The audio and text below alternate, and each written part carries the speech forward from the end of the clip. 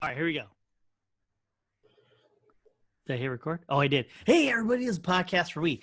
Podcast for you as well as podcast for us. And us, I mean we. So we're doing a hot takes here on September 29, 2020.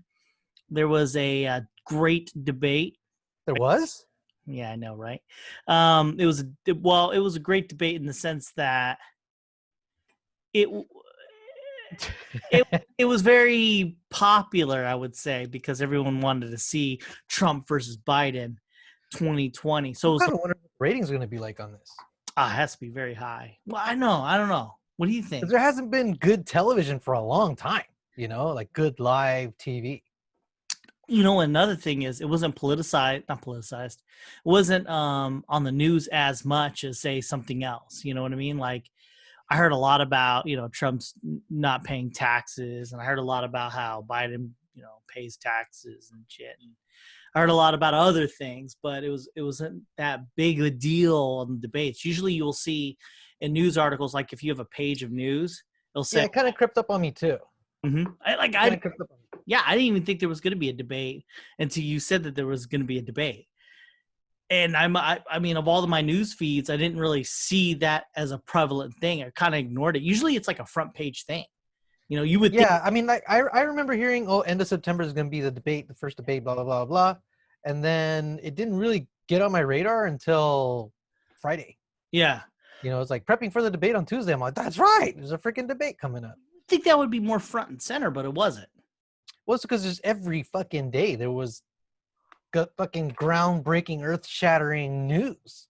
But this would have been a news story to be the front page as opposed to anything else. I would think, because this is like the taking down of a villain. But I have a theory that because, news is more left-leaning, that they didn't want to publicize it too much because they felt like Trump would come out on top, which I don't think overall he did. I don't know about that, dude. I don't think I don't think Fox was publicizing it much either. I pay attention to both sides, and I don't get that. I just think that there was so many other things that were going on, and the 24-hour news cycles were just taking over. And I think there was just too much news happening in the days leading up to this every fucking day. I guess. So what are you talking about, you guess? RBG dies. They start fighting right away about when they're going to replace her. Then he comes out and gives Trump comes out and gives Coney Barrett. And then Then you get all kinds of riots and stuff over Breonna Taylor. And then New York Times comes out with, a report on his tax returns. We can't see it yet, but I don't know. I mean, so they're saying he paid. Do you want to get into our notes? Yeah, all right. I was thinking of how we'll do the format here since we're trying to keep it under an hour. Let's just yell at each other for an hour and a half. I know, right? Fuck. All right. I was thinking what we would do was I think another podcast will go deeply into it after it's all been broken down, and then we'll get deeper with it. But I was thinking we should just break it down point by point and just kind of throw out some of the notes that we have, but don't go deep into it, and let's not argue as much. You know what I mean? All right, let me go first. Go. So right away, 6:05. I wrote the times next to each one. That's 6:05. Biden comes out. How you doing, man? I think it was part of his strategy not to treat him presidential because he wants to portray him as somebody that doesn't deserve to be president. It was weird after the moderator. I have notes on him too. After he says, hey, COVID is in fact, we're doing safety precautions. But then immediately Biden, right after that, Trump comes out, then Biden's all like, let's hug. And then like from a distance. And I was just like, well, why? And then it kind of like goes off. And I was like, I wonder if that was a slip of the mind. Like, cause that's his go-to. Biden got a little close right after the end. They're on stage and it's the end of the debate. He gets like right up on Chris Wallace's desk almost. Looks like he's maybe 6 feet away still. Says something to Chris Wallace. I don't know what, but he got closer to Chris Wallace than anybody else did. So, yeah, and he didn't put his mask on when he did it, and I'm just kind of like... He had the mentality of COVID's a thing. I really feel, and it looked like it was a practice in the sense that in his day-to-day routine, he doesn't do this. He doesn't practice it because usually when you can kind of tell when someone's like COVID, like in the mind frame, they're kind of keeping their distance. And if someone gets into your personal space, I'll kind of be like that, especially as old as he is, kind of be like that. But it seemed like it was just out of his mind and he was kind of like just doing everything, even though when he goes to those town hall meetings, he has the hugest fucking mask ever, which Trump pointed out. Yeah, he did. Yeah, he did. That was a point. When Trump pointed that out, I thought to myself, he's doing that. Man, dude, he really applies to his fan base, and I really do because I'm in Michigan. I see a lot of his fan base, and it's effective. It works. Oh yeah, dude, it's like works. Maury Povich fucking thing. Like, you are the father. Oh fuck, that's what it feels like. He's applying to those people only, and it's kind of like you remember, Anthony. He'll buy an iPhone not because it's good, because it's the brand.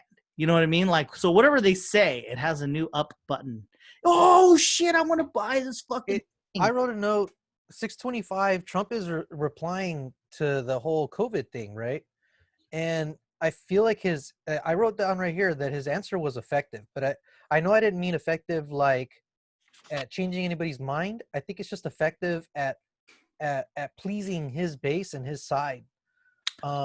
We're doing, just kind of trumpeting the same things that he's been saying that can still kind of work, where he's trying to say that, well, nobody really knew exactly what was going on, and Fauci said that masks are no good. Well, Fauci never said that. He just didn't want anybody going out buying medical masks because the people in the medical field needed them, right? But it still works because Fauci still recommended against masks. No. Fauci did say they weren't effective. He did say that. But then he recanted later on that he only said that because he wanted the healthcare workers. In that, it's a little bit of a gray area. Right. But I'm not going to argue that right now. Let's go through it in order. So the first thing they came up with was, it's funny. The first note I wrote was Biden made a weird hug move, but they're talking about the Supreme Court. That's the first fucking segment they're talking about, and then it seems okay. So they're given 2 minutes, and they're not supposed to interrupt each other, but because Trump's high on meth, he has to interrupt all the time. Part of his tactic, and Biden, being who he is, he switches topics about Affordable Care Act, which blew me a fucking way because the Supreme Court is like a huge thing. And there's so many little things, but he uses the Affordable Health Care Act. He tries to keep a lot of the I felt like he tried to keep the affordable health care. He points that out because he's going to point to COVID being a failure. That's how I felt that at the time. But it just went to fucking shit after that, dude. He's talking about Affordable Health Care Act, and he's talking about how fucking Trump fucked up, and then just keeps on going from there. And then, Trump does his fucking thing. Yeah, he needed to stay more on point. I know where he was going with the Affordable Care Act point. He was trying to say that the lean of the judges, left or right, would affect, the existence of the ACA. Yeah. But I don't think he drove it home enough.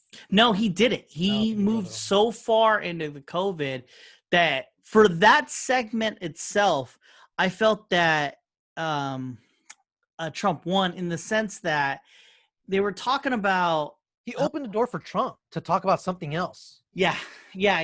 And so Trump kind of latched onto the one little thing that he could kind of talk about instead of the ACA, because the truth is, Trump's been dismantling parts of the ACA to get it to not work. So he's been sabotaging it. Well, not sabotaging. He's working it for the party. He's trying to make it more Republican than not. No. He's sabotaging it. He got rid of the individual mandate.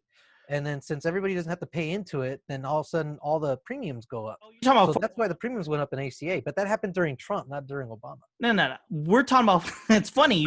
I know. But the thing is, He latched. Biden needs to focus on that. Well, okay, so they're talking about Supreme Health Court, Supreme Court. All right, okay, yeah, I know, right? And then Biden starts bunching into the Affordable Health Care Act. Then you're right. Trump then jumps into all this other shit because you're right. He is trying to dismantle it. But from Trump, from Obama's mouth, from his fucking mouth, and it made sense at the time when he did this. He created a broken product so that it would be you couldn't remove it, but you could fix it. So he did that, and it made sense. It made sense to hey, once I put this shit in here, you're not going to be able to take it out.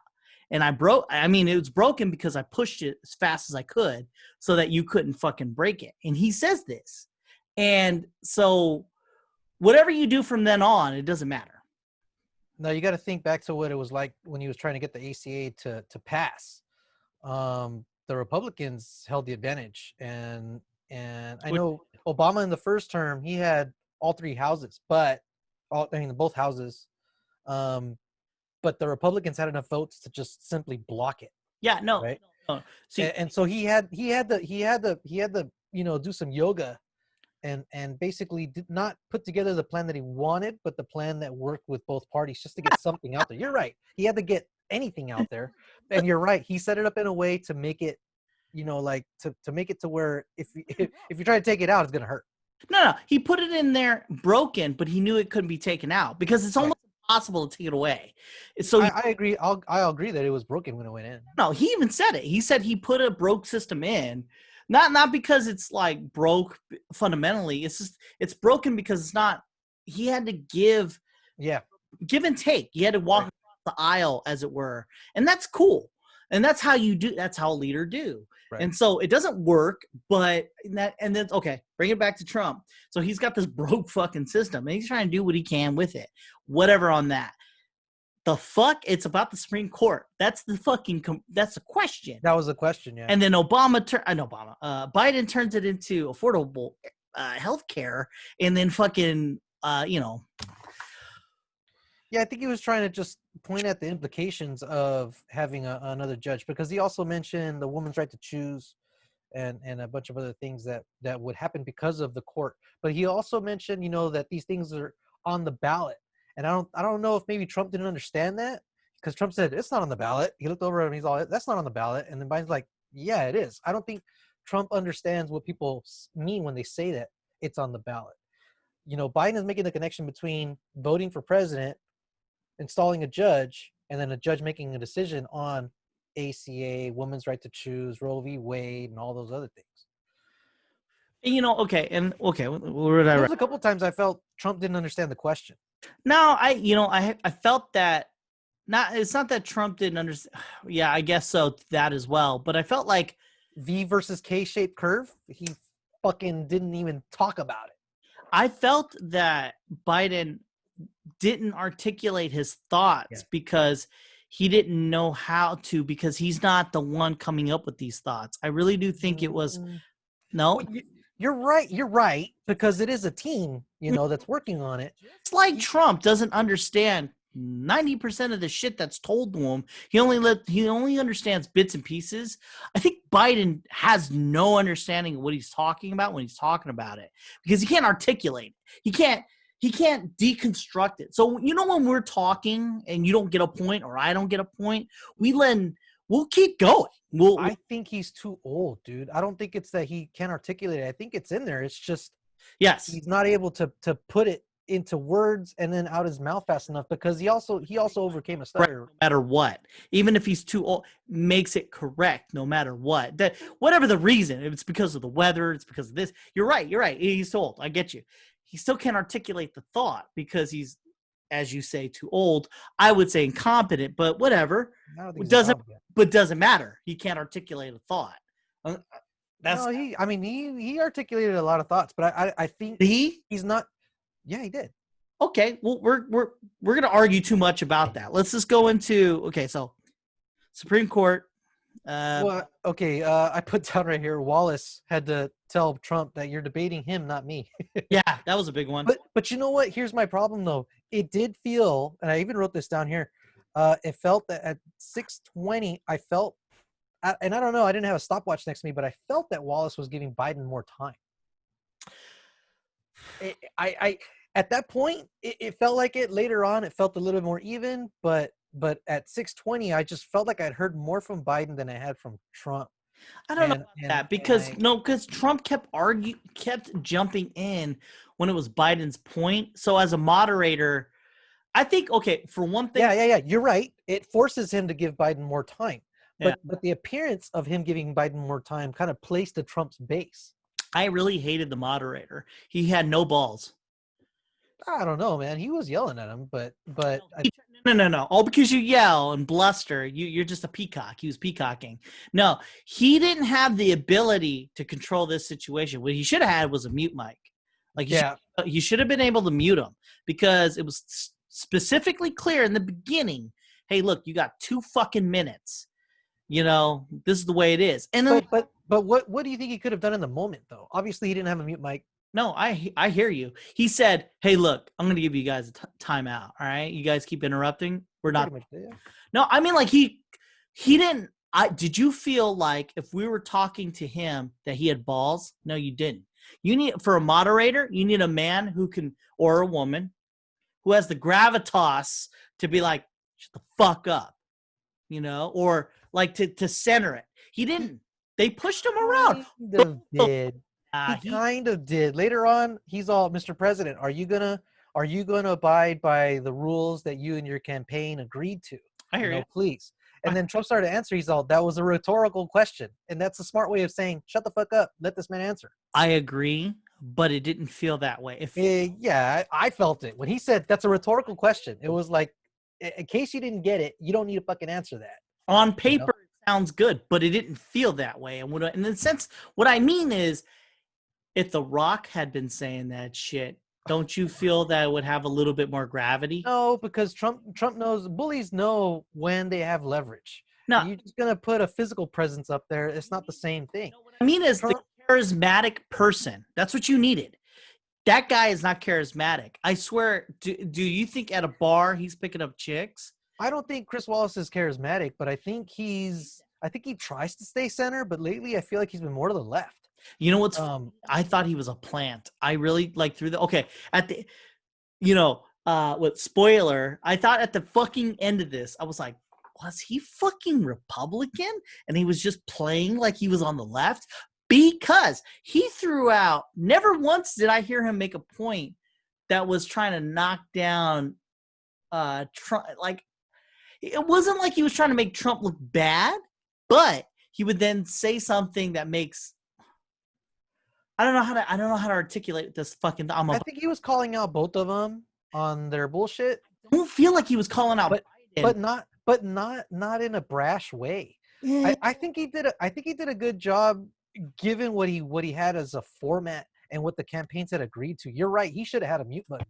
He should have had a mute button. He should have threatened to end the fucking thing. He should have said, you know what, guys, if you guys can't do it, you both agreed to this, you can't do it, we'll shut it down. I really do feel that he didn't have balls, dude. I mean, he should have done that. He should have done a lot of things that would have ended this fucking thing because he was in charge of this debate, and it was a debacle, man. They fucking just. I get Trump. I get him being like that, and that's another thing is that I wrote. They should have anticipated that though. Now they know, so the next campaign, the next debate might not even happen. You fucking knew. I fucking knew that Trump would act like this. Nothing Trump did was out of the ordinary. Surprise. Yeah, I fucking expected him to do that. But you should have had a mute button. That guy was. I'm surprised they had the fuck. When I was like, when they had both mics going during their 2-minute, uninterrupted, I was like, why are their mics still on? For TV. You know what? In the end, you know who owns everybody? Media. They made their money tonight. Yeah, they did. They fucking didn't it feel like these two puppets. The one who owns all is the media because they control everything. I think they finally figured out who's the boss because that's what it fucking. Okay, there's this moment at 6:31. A lot of things happened. A lot of little things happened. Yeah, I started losing track towards the end. But Biden goes straight at the camera, right? He's tired of Trump talking over him. They're going back and forth. He looks straight at the camera. And Trump lets him talk. And then he says, he starts talking right at the camera. I felt that it might be effective for some. I was surprised that Trump let him talk. I don't remember what the topic was, but he said something about. Trump responded with, and correct me if I'm wrong. I don't know if I heard this right. Trump said, "Don't use the word smart with me." Yes, he did. Do you know why he said that? I wrote that as a note as well. I was like, why are you going for him in this way? He goes, don't use that word smart with me. You graduated lowest in your class. And he tried to, the only way he'd come back at him was by calling him stupid. But it gave him a soundbite. Don't use the word smart with me. It's like, so you and smart don't belong in the same sentence or what? understand why he would. I don't know what the fuck that. There must be some kind of a hidden game that like I haven't been keeping track of, because he says don't use that word smart with me. You graduated with your like with.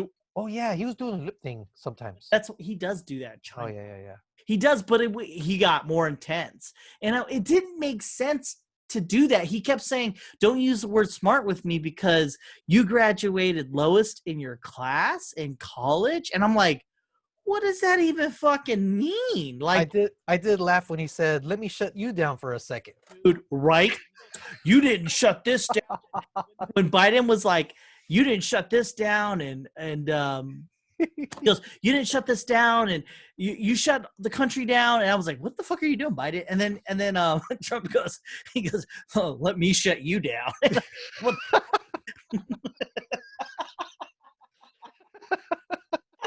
No, and then I texted you. I couldn't believe he said I had already written it down. I was already like, that was on his toes, man. That was good. That was good.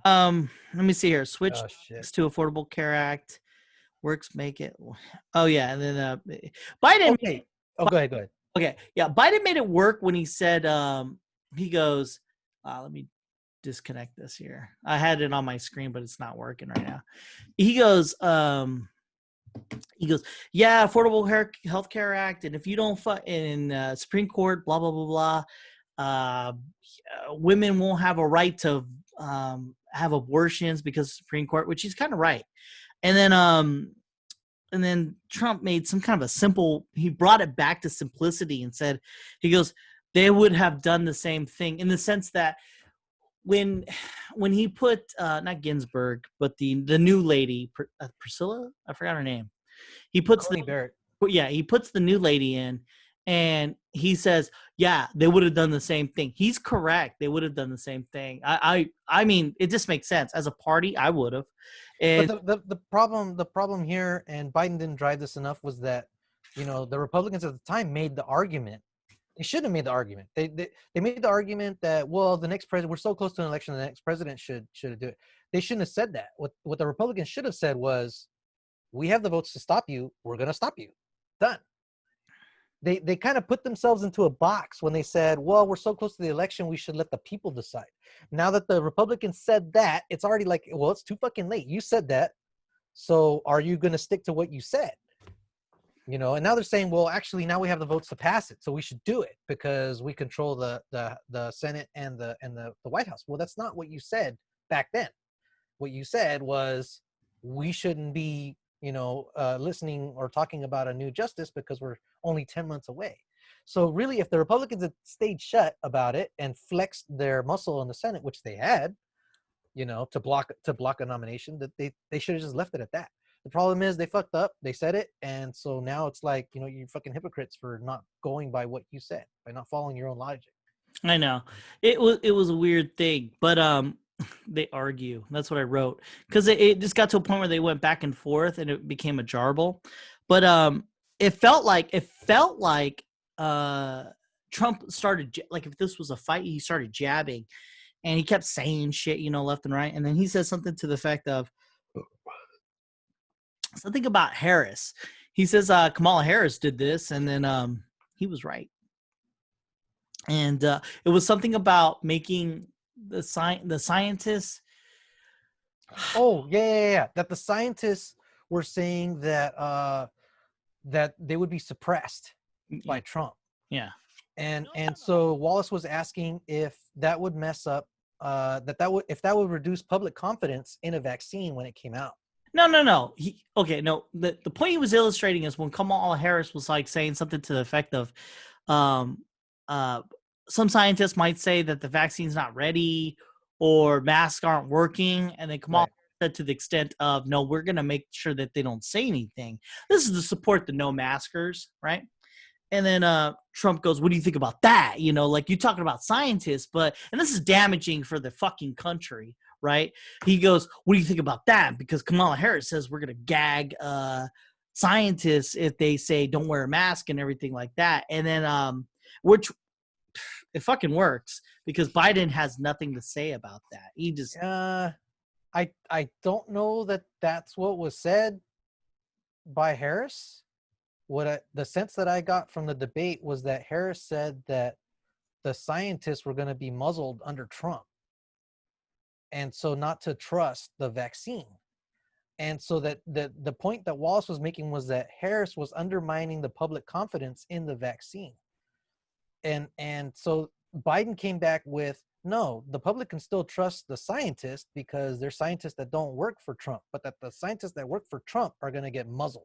That's very convoluted what you just said, because when he poses the point, he makes it pretty clear. He goes, what Kamala Harris was talking about was, if you say don't wear a mask or something about vaccines, if you say that like these vaccines don't work or whatever, then you would muzzle them. And then, I mean, that's something she went off about scientists and shit. We'd have to look that up. Yeah, definitely.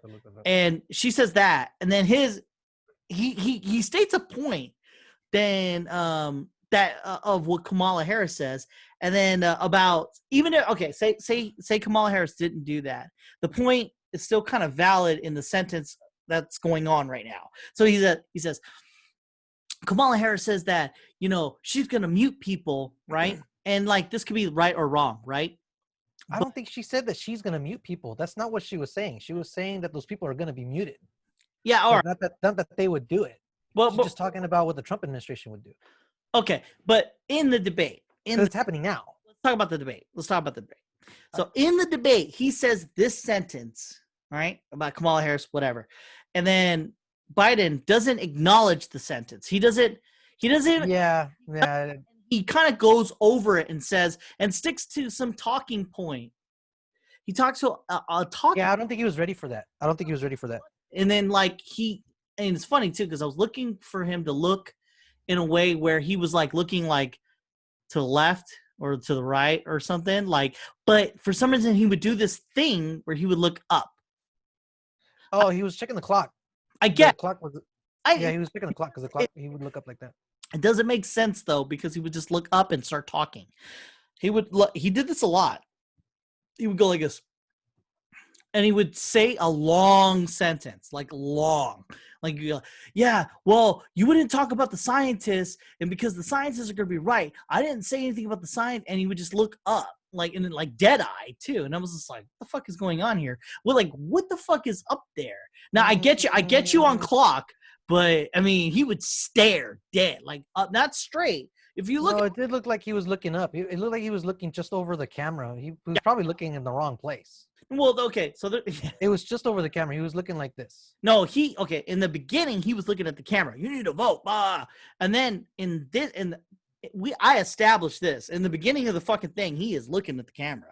You need to vote, But then he would then do this thing where he would go into long tangents, but he would look straight up.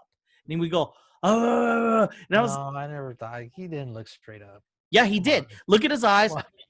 No, because the monitor is down below. I'm looking at his eyes because Trump does it a lot.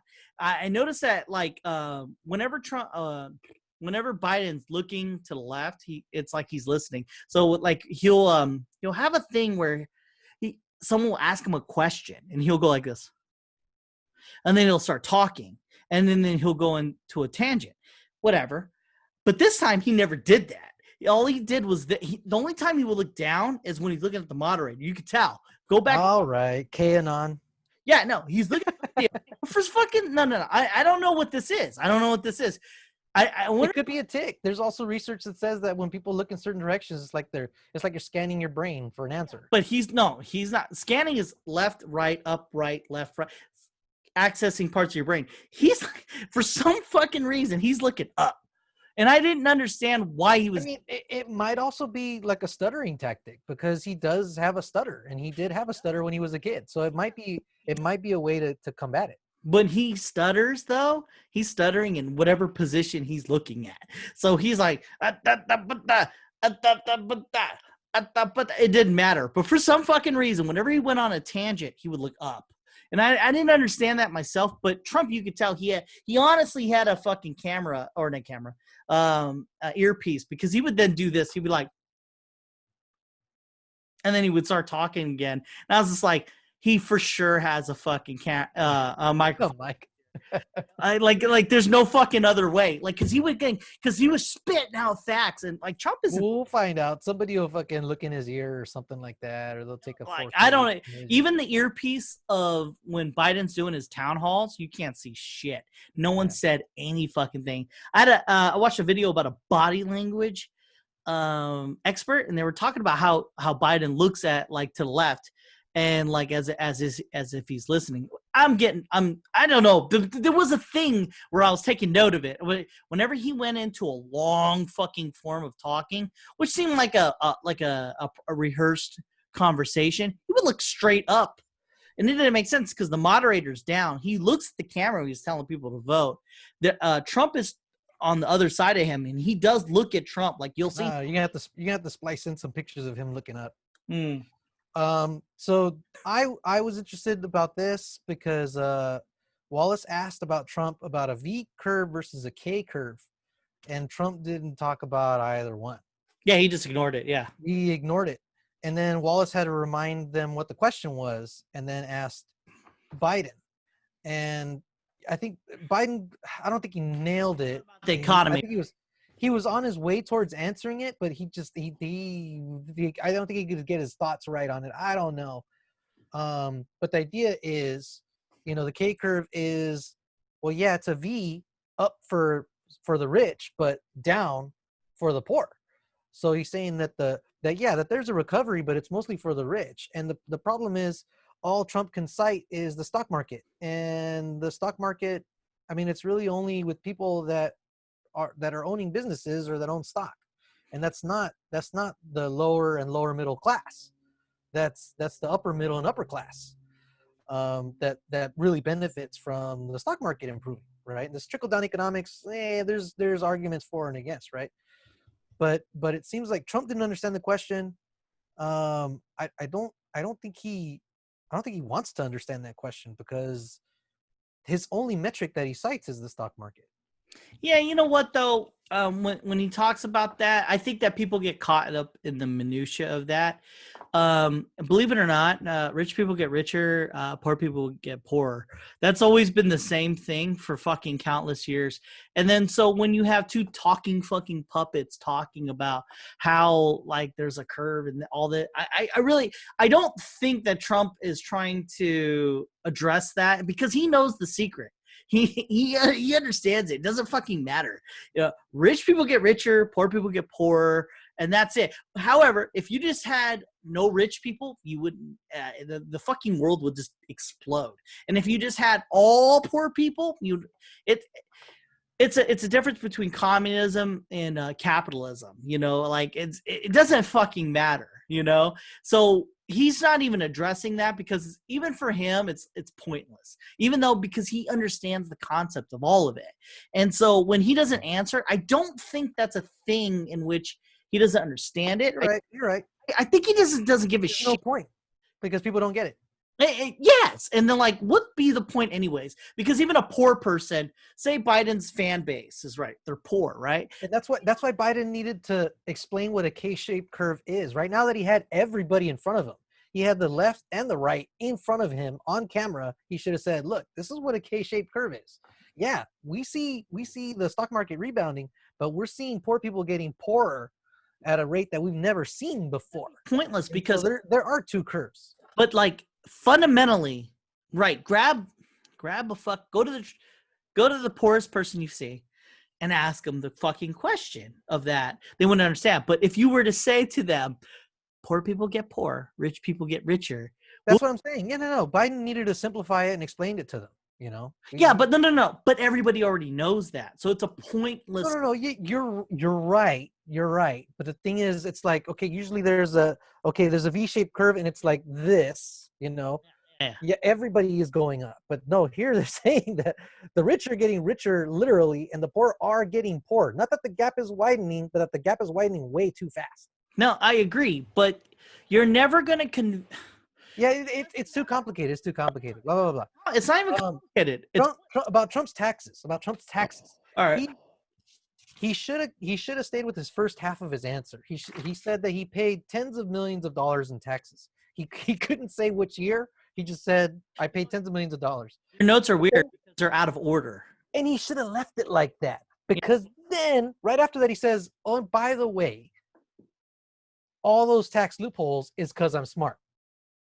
So he's trying to say at the same time that he took advantage of the tax loopholes to pay almost no tax. He said that he paid tax. He said that in 2016. He did. He already did. He said it then too. But it's like he shouldn't be saying that. He shouldn't be saying that. He should have just said the first part and just left it at that. Yeah, I paid tens of millions of dollars, because the second half still gives fodder for the Democrats to say, look, he's still trying to claim that he's smart because he uses the tax code, but he's still trying to say he paid his fair share of taxes. Which one is it? Because you can't have both. All right. So in 2016, a strategy that worked, him saying, yeah, I took advantage of the system. It worked. Yeah, you're right. You're right. So why would I take that away? Yeah. Yeah, you're right. So the first segment was Supreme Court. The second segment was COVID, right? So they bring in COVID. It's funny, too. I wrote this down, 922 for you, 622. He cracks. Biden cracks. Biden goes, shut up. Like because you shut up, man. Yeah. So Trump's been peppering him this whole fucking time. And then Biden just couldn't fucking take it and says, shut up. And this is the end of Biden being weak. At that time, like, it's weird because after that, Biden doesn't, like, I guess he gets used to it, and he doesn't break character, let's just say. That shut up. He calls him a clown later on, but other than that, I don't think Biden, and this is what I was hoping for, but didn't happen. Biden doesn't lose himself, because usually he does. Usually if you can get him emotional, he'll be like, he'll get real fun. Let's take it outside. Let's take it outside, yeah. But he didn't do that, so I thought, hey, more props to you. And I am mad at Trump for not being able to get that out of him. The next segment, as they broke it up in 5 segments, I think, the second part was COVID. And they talked about COVID, basically. And yeah, we talked a little bit about what they talked about there. Well, yeah, and then there was the get in. You know what? You need to get in your golf course, and you need to get into. He messed up. Yeah, I know. He messed up. It was rehearsed, and then I think he got excited. Like when you got that move that you practiced in Tekken, and you got it down perfect, but in the moment of getting it done, you're like, oh, I'm actually gonna get to use it now. And you fuck it up. Yeah, well, it's because he had just broken from the you shut up, and so he was riding that high. Yeah. He had so much adrenaline, so when he fucking started doing that, he was all fucked up at that point. Yeah, he had that hold man adrenaline. He got that natural Viagra going. Yeah, dude, I tried to break it down to who clearly won in each segment. I could. Oh. Nah. One, it was a draw, except for a few. That one and the one before it, draws, dude. I couldn't fucking say who won in that one, because they were just fucking shouting over each other. Yeah, Biden, I put a note here. Biden called it the art of the steal. Yeah, I saw that. Oh, I like this one line that he gave. It's not about my family or his family. It's about your family. Yeah, he looks at the camera when he says, yeah, there's a lot of times you could tell when he's speaking to the people. There's 3 things that Biden was constantly and he concentrated on. It's you are the people, and you need to vote for not me, but you need to vote. That's what he kept. I wanted him to say left or right, red, blue, purple. Everybody should go out and vote. I wanted him to say it. He was gonna generalize this shit as best he can. Yeah, I don't think he should have done. I don't think he should have done that. I think he should have called everybody. Yeah, but when you're a Democrat calling for people to vote, it's an unsaid rule that when a Democrat says you need to vote, they're saying you need to vote for us. But to vote because most people who vote like without understanding anything, they're gonna go left because usually you're gonna say pretty things like, "Hey, yeah, everybody needs fucking healthcare." Everybody, They didn't get like formal final statements. yeah, at the very end, Biden kind of had to sneak his in and with the question. it was a disaster. It ended with a question, and I was like, "Why didn't it end with okay, final statement from you to wrap up the night?" It was a fucking disaster because that was 8 minutes over. Did Biden call certain groups super predators? Okay, so when he said that, I didn't have time to check it, but I believe it. You know why? This is what I would do if I was president. I had some people. I'd be like, find the fucking clip. Because like, you know how like Twitter, they'll find something, right? There had to have been something. Fucking Biden's been since Jesus was born. You know what I mean? Like, so like, there's got to be something he said that you can fucking clip out of Kamala Harris did it herself. She took something that Biden was doing that was for virtuous reasons, and Kamala Harris turned it into a thing where he was racist. And I mean, she found it and she did it. And then because Biden is who he is, didn't know how to combat that shit. I'm not fucking racist, he says. But okay, so I'm finding a couple different sites here. It says Joe Biden did call 100,000 juveniles predators, but super predators was used by Hillary Clinton. oh shit. And this is from a couple different sites. Okay. So it's not. I'm not just looking at one. All right.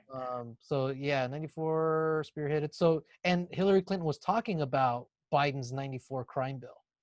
So it doesn't look like Biden said super predators, but he did call them predators. Regardless, predator or super predator. Yeah. Republicans are going to say, well, it doesn't matter because he said predators nonetheless. But Yeah. Is that really okay? I'm a Republican, right? What the fuck do I care? I was already voting for Trump anyways. If that's the sentence, it's not gonna move anybody. Damage done, though, right? Biden messed this up.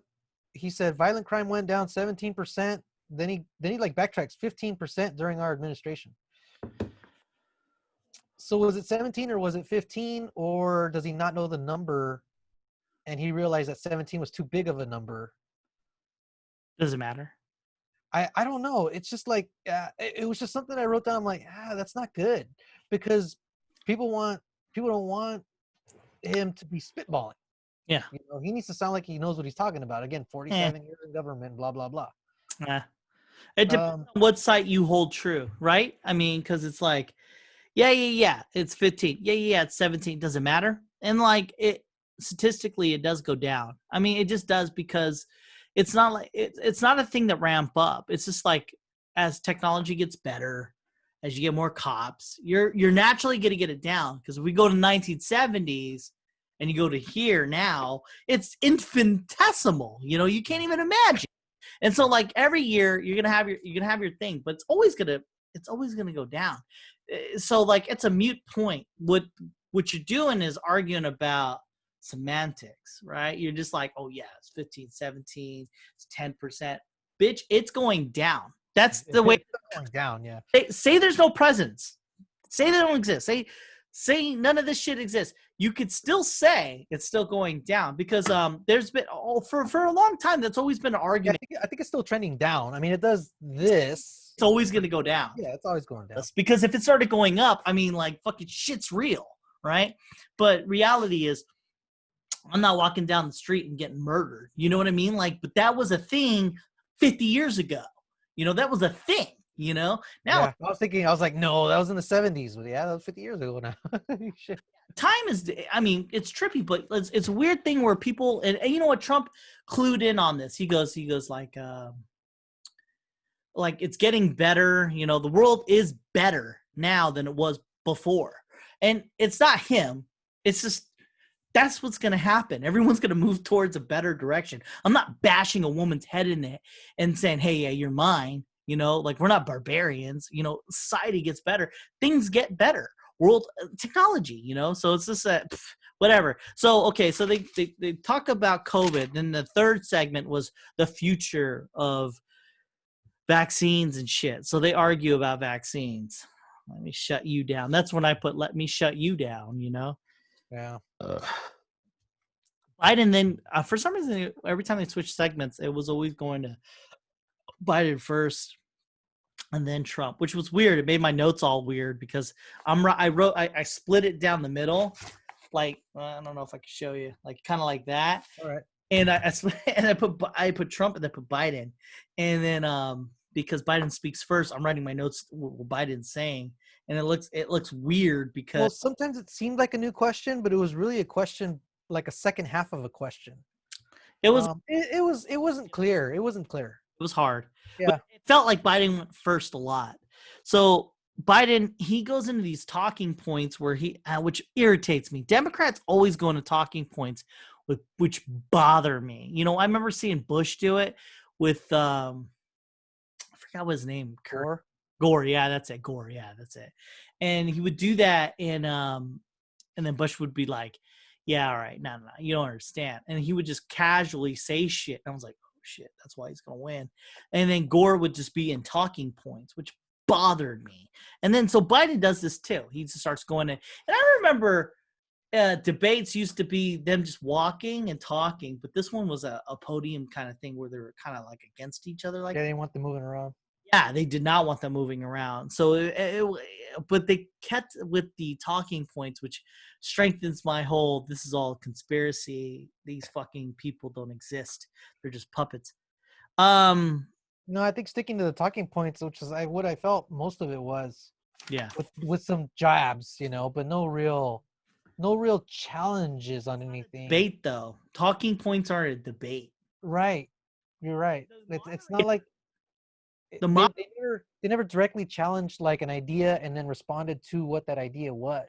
The moderator is supposed to come up with the talking point and then you're supposed to hash it out. Right. But they didn't do that. What they did was I say a question, hopefully without being interrupted, and then they would just they would start talking and they interrupt each other.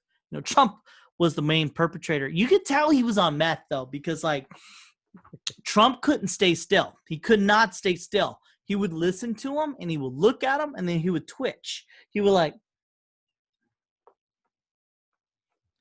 and then he would have to interrupt because like one of the key components of meth or Adderall, that's probably what he's on, is you get all jittery, but then you have to, you know, when you drink and you're a little bit like, you think you're like 10 times bigger than you are. Well, that's what meth does. It makes you think that you're bigger than you are. So he is 10 times bigger than I am.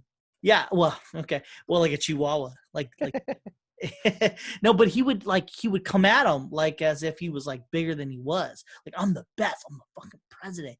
And I just thought that was like, that guy's on meth. That guy is on fucking meth. You know, like, but whatever, you know. Is Trump really calling for $400 million less in budget assistance for local law enforcement? Biden said it, but that sounds like it'd be something that was making news. So I don't believe it. When he said that, I didn't understand it. I really didn't. So Biden is trying to say that Trump is trying to cut funding for local police. No, what I'm saying is I didn't understand what the fuck was happening. You know, because he said that and I was just like, yeah, it was a big old crossfire. Yeah, it didn't make sense because, like, okay. So Trump says, "Hey, you're gonna defund the police," and and then Biden goes, "No, we're not gonna defend the police." When I was like, "Wait, what?" Because that's established. Okay, in the beginning, Biden goes, "I am the Democratic Party." Period. Okay, got it. And so he then says, "I'm not gonna defund the police," and I was like, "Wait, what?" Because that has been the choo-choo train. And yes, it has been, the verbiage of it has been changed along the way, but that has been the main message, is defund the police. I mean, that's what you have your fucking posters, your little, you know, like your protest. Black Lives Matters, defund the police is kind of like this right now, yeah. Fucking say, I'm the Democratic Party. You say, I'm not going to defund the police. I was like, wait, what? Like, I was confused. Like, what do you... He might be pushing the left in that direction, away from the far left and closer to the middle, and which is what a leader needs to do. No, I agree with you, but it didn't feel like that. It felt like he said something he didn't understand what he was saying, because I felt like, I don't think he understood it either. But they're gonna have to twist it. They're gonna have to spin it that way. yeah, they will, because I was just like, wait, what page are you on? Because I haven't heard any Democrats say that defunding the police is a bad thing. Like I've heard articulations of defunding the police to the nth degree, but never heard defund the police. No, that's not what we want to do. This was a bad look for Biden, dude. Trump asks him to name. He looks at him. He says, "Name one law enforcement group that supports you." I didn't write it down. Biden was like this. Biden was this. But he couldn't. I was like, "Oh!" I was like, say something. You know what though? And that's such a good move that Trump did that. Name he just said name one. He said name one law enforcement agency that supports you. Name, and I'm sure there's one out there, but no. But like mainstream wise, name the fucking law enforcement who's ever backed a Democrat.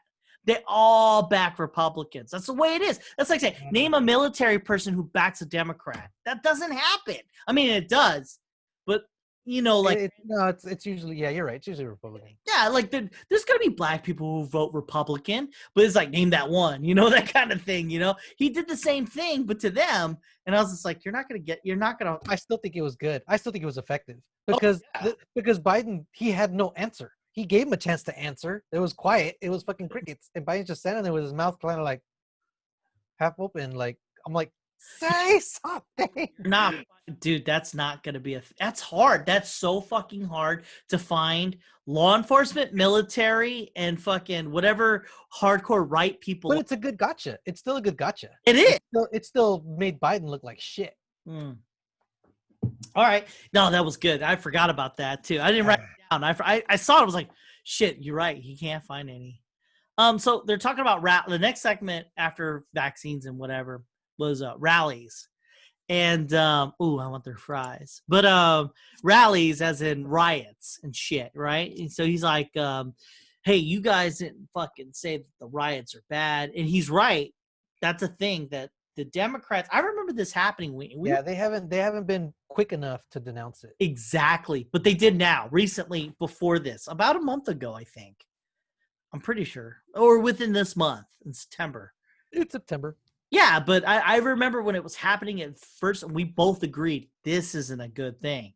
You should June, July, August, shit's burning for 3 months. Dude, right? And then, oh man, did Trump hammer it home. He was talking about for fucking 100 days in Portland. I remember reading that stat and thinking, you know what? It's not really 100 days, but it's there. And it's not all of Portland. It's 6 city blocks, but that's a chunk. It is. And you know, fuck. He had a point, and but you know what? I wrote that it made me mad because he's talking about the governors, and he's talking about the governors should put a stop to all this and all that bullshit. And I was just like, you know what? As a fucking leader, maybe you should have backed your governors. You know, like you haven't done that. Wallace asked. He asked Biden. He said, you know, Biden, why didn't you call on the governors to call in the National Guard? I think Biden gave a really good answer. He said, because I'm not a novice. I'm technically not anybody to tell governors what to do in their states. You know, and I thought that was a good answer. But then Wallace kind of asked him again, and I'm like, he fucking answered the question. That's not his job. That's something that the president should do, or that, you know, the governor should be doing. They need to be making those calls. That's like a command decision, and who the fuck are you to be telling me? You're not anybody right now. You're somebody running for office. You're not somebody that's in office to be telling me what to do. I think that was a misinterpretation of what he was trying to say. I think he should have said, why didn't you call for the avocation of the governors calling? Yeah. You know, like, because he is a leader. You know what I mean? Like, he's supposed to be a leader. And so he should have called for the governors to do that. But it's a good on paper, hey, look. But that really is the role of somebody like the president, though, you know? And that's one of those things where you kind of do that out of respect. I agree. Like at my school, I wouldn't give somebody a recommendation that should be coming from the principal. You know what though? The president, I mean, Trump does say that. I mean, he has been saying like I should do the National Guard. Yeah, he had. You know how I know is because I get the news story. Trump wants the National Guard. That's fucking bullshit.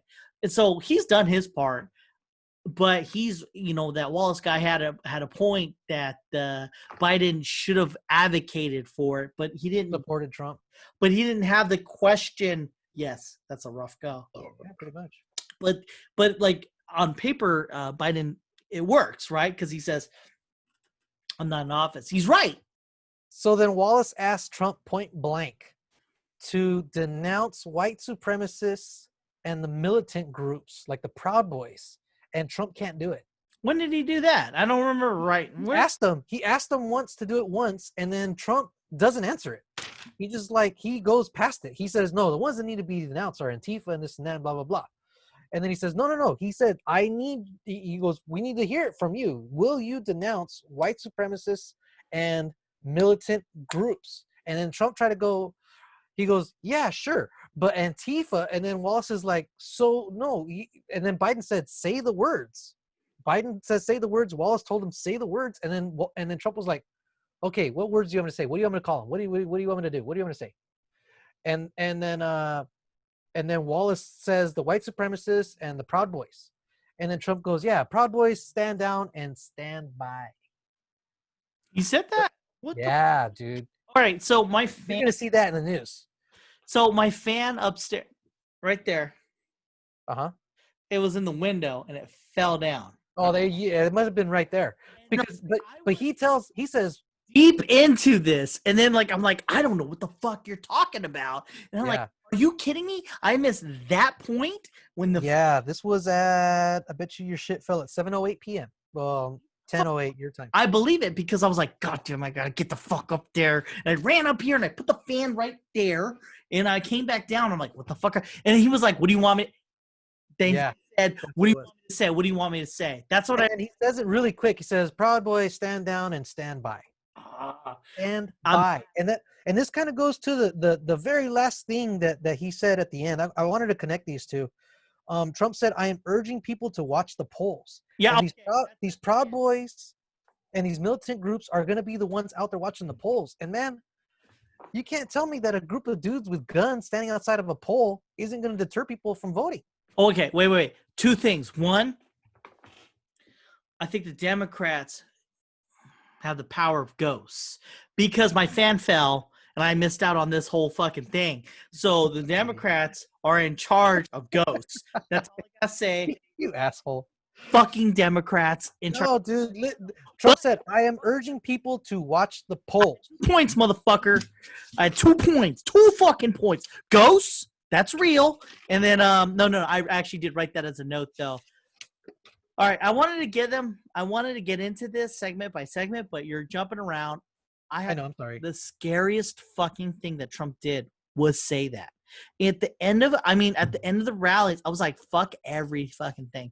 What Trump did was set it up for civil war. I mean, when he fucking said, watch the polls, hey, and then he wouldn't give clear answers. He would say, yeah, this is shady shit. I mean, the votes are, there's a vote, and he kept going back to this wastebasket, which could have been, by the way, psyoped, hey, I want you to fucking throw a bunch of Trump votes into the trash. I'm not saying that that's what happened, but I mean, that's something that he's just calling out one thing, and saying, yeah, these votes might not happen. And you know what?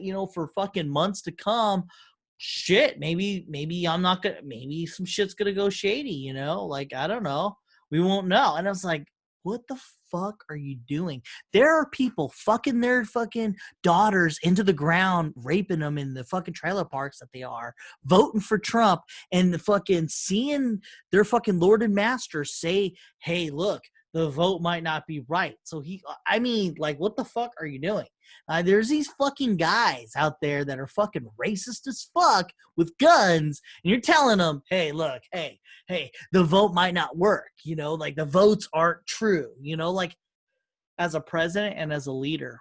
Well, that's scary, but the scarier thing for me was him telling people to watch the polls, him telling his people to go out and watch the polls, basically to police the polls. Like the Black poll watchers. Yeah, like the Black Panthers back in the day.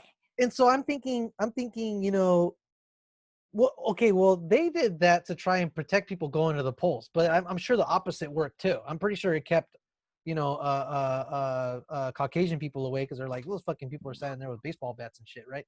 But again, you control what you can control. Now he shouldn't have said that. No. Because right away I'm thinking some motherfucker's gonna be standing outside my polling place because I'm gonna go vote in person with a fucking machine gun or some shit, or even a handgun, and maybe ask me as I get out of my car to go into my polling place, hey, where are you going? Well, and he's gonna see me as a fucking Mexican and make the assumption that maybe I'm a Democrat. Well, voting in person's one thing, but I think he's more worried about the mailing. But the fact, No, he said watch the polls, dude. no, I agree. He said, I want my people to go out and watch the polling places. He did say that, and that's retarded of him to have said that, because it's like you're putting fear into the stupid part of the people that are Democrats. You know, All the fucking Rittenhouses, all the that one kid that went and shot those two people at the protest. that aside, let me go into this. The stupid Democrats who, not you, because you're going to vote in person with the handgun, what have you, but there are dummies out there that are Democrats that are like, no, I'm not going to go because Rittenhouse is there to shoot me. And there's also Republicans there who are Rittenhouse people, and they're going to fucking get all rowdy and shit, jacking each other off and saying, hey, let's go fuck into the polls and watch people vote, and then start some shit.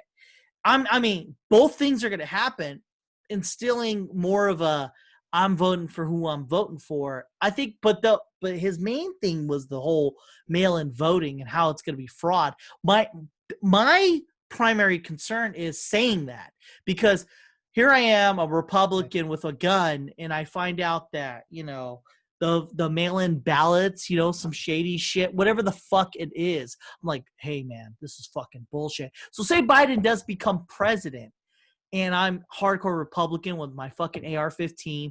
I'm like, fucking bullshit. This is Civil War right fucking here, motherfucker. Those mail-in ballots, our fucking Lord and Master, who I will suck his cock any day, has said that the mail-in ballots are fucking fake, or some bullshit like that, without understanding the context, what the fuck he's saying. I mean, talk about worst leader ever. I mean, like, and this has been a thing. He's been saying this for weeks now. I mean, of course. Yeah, he's been saying the same thing for weeks. That we'll see. We'll see. I don't think he understands the ramifications of what he's saying, because from his point of view, he's just a guy. I could see it now. He's just a guy who's like, yeah, fuck it, man. I'm just going to be president again. The fuck ever. That shit's not going to happen. I'm just going to say shit. He doesn't understand what he's doing. Because if he doesn't become president again, even if he cares or not cares, it's going to create a fucking civil unrest untold or ever heard of.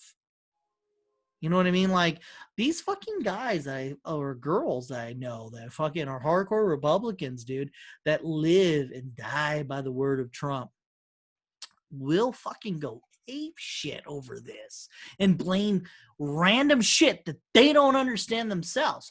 Unrealized ideologies. They're just going to be like, oh, yeah, the fucking mail-in ballots didn't work. The fucking internet doesn't work. Fucking the world's wrong. The media's against me. They're just going to start fucking shooting random things because they don't fucking understand what's going on.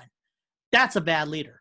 I dreamt about that. I dreamt that it was election night and that the returns were in and that all fucking hell broke loose. Like, I'm wondering if I should maybe go out into the mountains that night and just chill at my uncle's ranch. Okay, so there's two things. One, they aren't to report the results of the presidency until everything's counted in. But the media, it's weird, but the media can get a hold of that information and then report it. So it's bullshit. They can get a hold of the real-time returns, but it won't be certified until all the votes are counted. No. Ever. I agree with you. They're saying that the certification might take longer this year because of COVID. I agree with you. But, I'm ABC News, and I could say Biden won. But yeah, you're right. Yeah, sometimes they call it in advance, and they won't get 3% of the vote. They'll say Biden won as of now, but, we're still counting the fucking, debate. Well, that's why Wallace asked, are you guys going to hold off declaring victory until the vote is counted and certified? And that's where you heard Trump say, well, we'll see what happens because, And Biden said, yes, we will wait. But that's the thing. Trump, whatever, Biden, whatever. The media will say it. They will say the words, Trump won. Or project. Yeah. They've done it before. They did it last time. They put a state in the blue column and they said, oh, wait, no, now we're going to put it in the red column. Exactly. Like even back when it was Bush and Gore, it was like, yeah. Gorg won. No, they said Bush won, but they're still counting the votes here. And then Florida, Dade County. But like idiots don't understand. People don't understand. Idiots exist out there, right? So they're gonna hear, oh yeah, fucking Biden won. What the fuck? But we're still counting the votes. Biden fucking won. Fucking let's go. Let's get our fucking guns. Let's unchain our daughters real quick, and then let's go shoot. And then they won't understand that there's still more shit going on because the media is in power. That's what I see, because the media will run with the story and then recant it later, or not recant it, but retract it later. But it won't matter. They're all rushing to be the first one that announced that so and so won or whatever. It's human evolution, but that's the terrifying fucking thing, because Trump set up a situation where he was like blah blah blah blah, and then boom, that's what happens. And it really does feel like he set up a situation, a powder keg, as it were, that will be created by Biden won.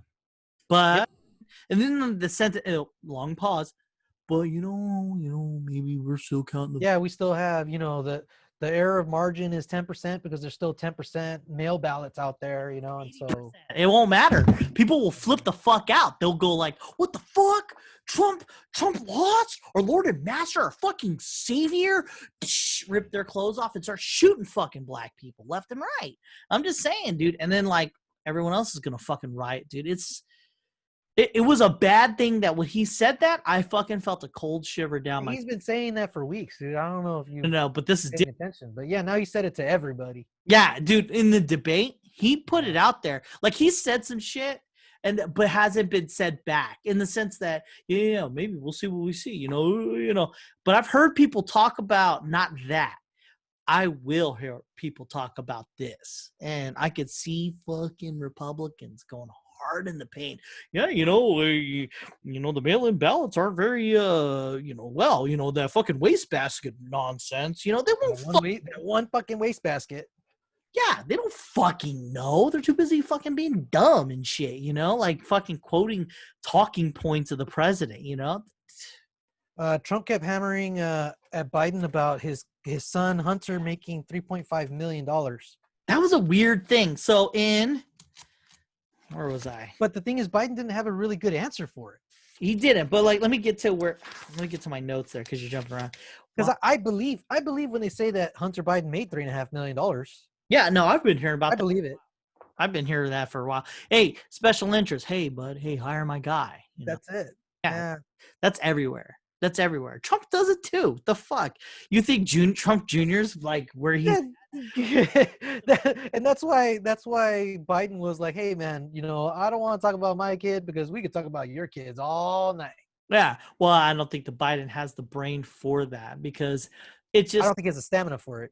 No, because Trump has aired out the shit, he's like, oh yeah, obviously. It's obvious. It's fucking obvious. So but Biden is operating under I'm the most virtuous person ever. Yeah. So you're right. So what can he do? Meanwhile, Trump's like, I'm not virtuous. This is ABC's of me.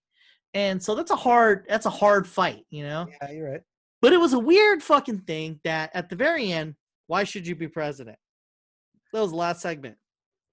For some reason, throughout all segments, Biden kept bringing up how he did shit. He was taking credit for Obama's shit, because Biden was never in the eye of any of this shit that was going on. At best, I remember him saying some racist shit that was he didn't mean to be racist, but like a flub. Yeah. Release the chains, and he co-change, and which means he would start talking like he's a black priest of some sort. He was like, we're gonna rise up and we're gonna release the chains, and I was just like, what the fuck is wrong with this guy? But Obama kept it point. I was such a fucking good leader. God damn, he was so good. I love Obama. That's me. Hey, fuck anybody who thinks differently. Anyways, so he goes, yeah, we did good because, this and that. And I was like, that's Obama. That's Obama. That's all I kept saying. And so the weird retort at the very end of this whole fucking thing was, hey, what about your fucking son? Because, okay, so Biden goes into this tangent about, and I've seen him do this in town halls and practicing it. He would say, you said that fucking, like veterans suck and they're stupid and my son got cancer. You get all mad, right? And then I don't know why Trump fucking did this, but he started bringing up, but what about your son Hunter? He did this, and that. Yeah, that had already been beat to death, though. I was just like, why the fuck would you bring that up, dude? In the breath of what he's talking about, and and it worked, by the way, because he skirted over that whole conversation. He skirted over his kid who got cancer, which is like, talk about a chess master, dude. He fucking just avoided that whole thing and talked about his other failure son. He went to a fight that he could win. Yeah. Because he wasn't going to win the respecting military fight. There's just too many reports to the contrary. Yeah, even his own actions. Yeah, shout out McCain, a national fucking hero. And I was like, yeah, dude. I don't know why Biden didn't bring that up. If he thought that shit was okay to say on camera, imagine what he says behind closed doors. Oh yeah, definitely. It's obvious he doesn't respect them. Anyone who disrespects McCain bothers me completely. And Madonna did it. Try to compare him to Hitler back in the day when McCain was trying to be president versus Obama. That's fucking stupid. And I was so mad at her to this day. And McCain and anybody who talks shit about McCain bothers me. And Trump did that to McCain. I'll never fucking forget that forever. So the fact that if people ever thought I was a fucking Trump, I'm not. I'm never forgetting that shit. He called him a fucking loser. And he goes, yeah, only losers get fucking caught. And I was like, fuck you. That motherfucker had a choice of leaving. I like guys that didn't get caught. Yeah. I was like, he had the choice of leading because he's a senator's son, and he stayed to be tortured. I mean, I don't know any fucking people will say, yeah, I would totally do that. No, you wouldn't, bro. You don't know who you are. Not after I think it was in there for like 4 or 5 years. Yeah, dude. Hey, poker to the death is real. I mean, at Hanoi Hilton, they were just play poker for food, which would ultimately kill another man. Shitting on yourself upside down is a real fucking thing. And so to talk shit about, I'm getting too much into it, but I'm just saying, I'll never forget Trump for saying that shit. But then somehow Biden doesn't, that's a big deal. But for some reason, Biden. Yeah, I don't know how everybody could still buy his backing of the military. Yeah. After that, I don't get it. I don't understand it. Military person who's down for Trump doesn't understand shit. I don't know how they can support him, but they do. No, they can't. Dude, anyone being tortured and staying there voluntary? No, I'm not gonna leave.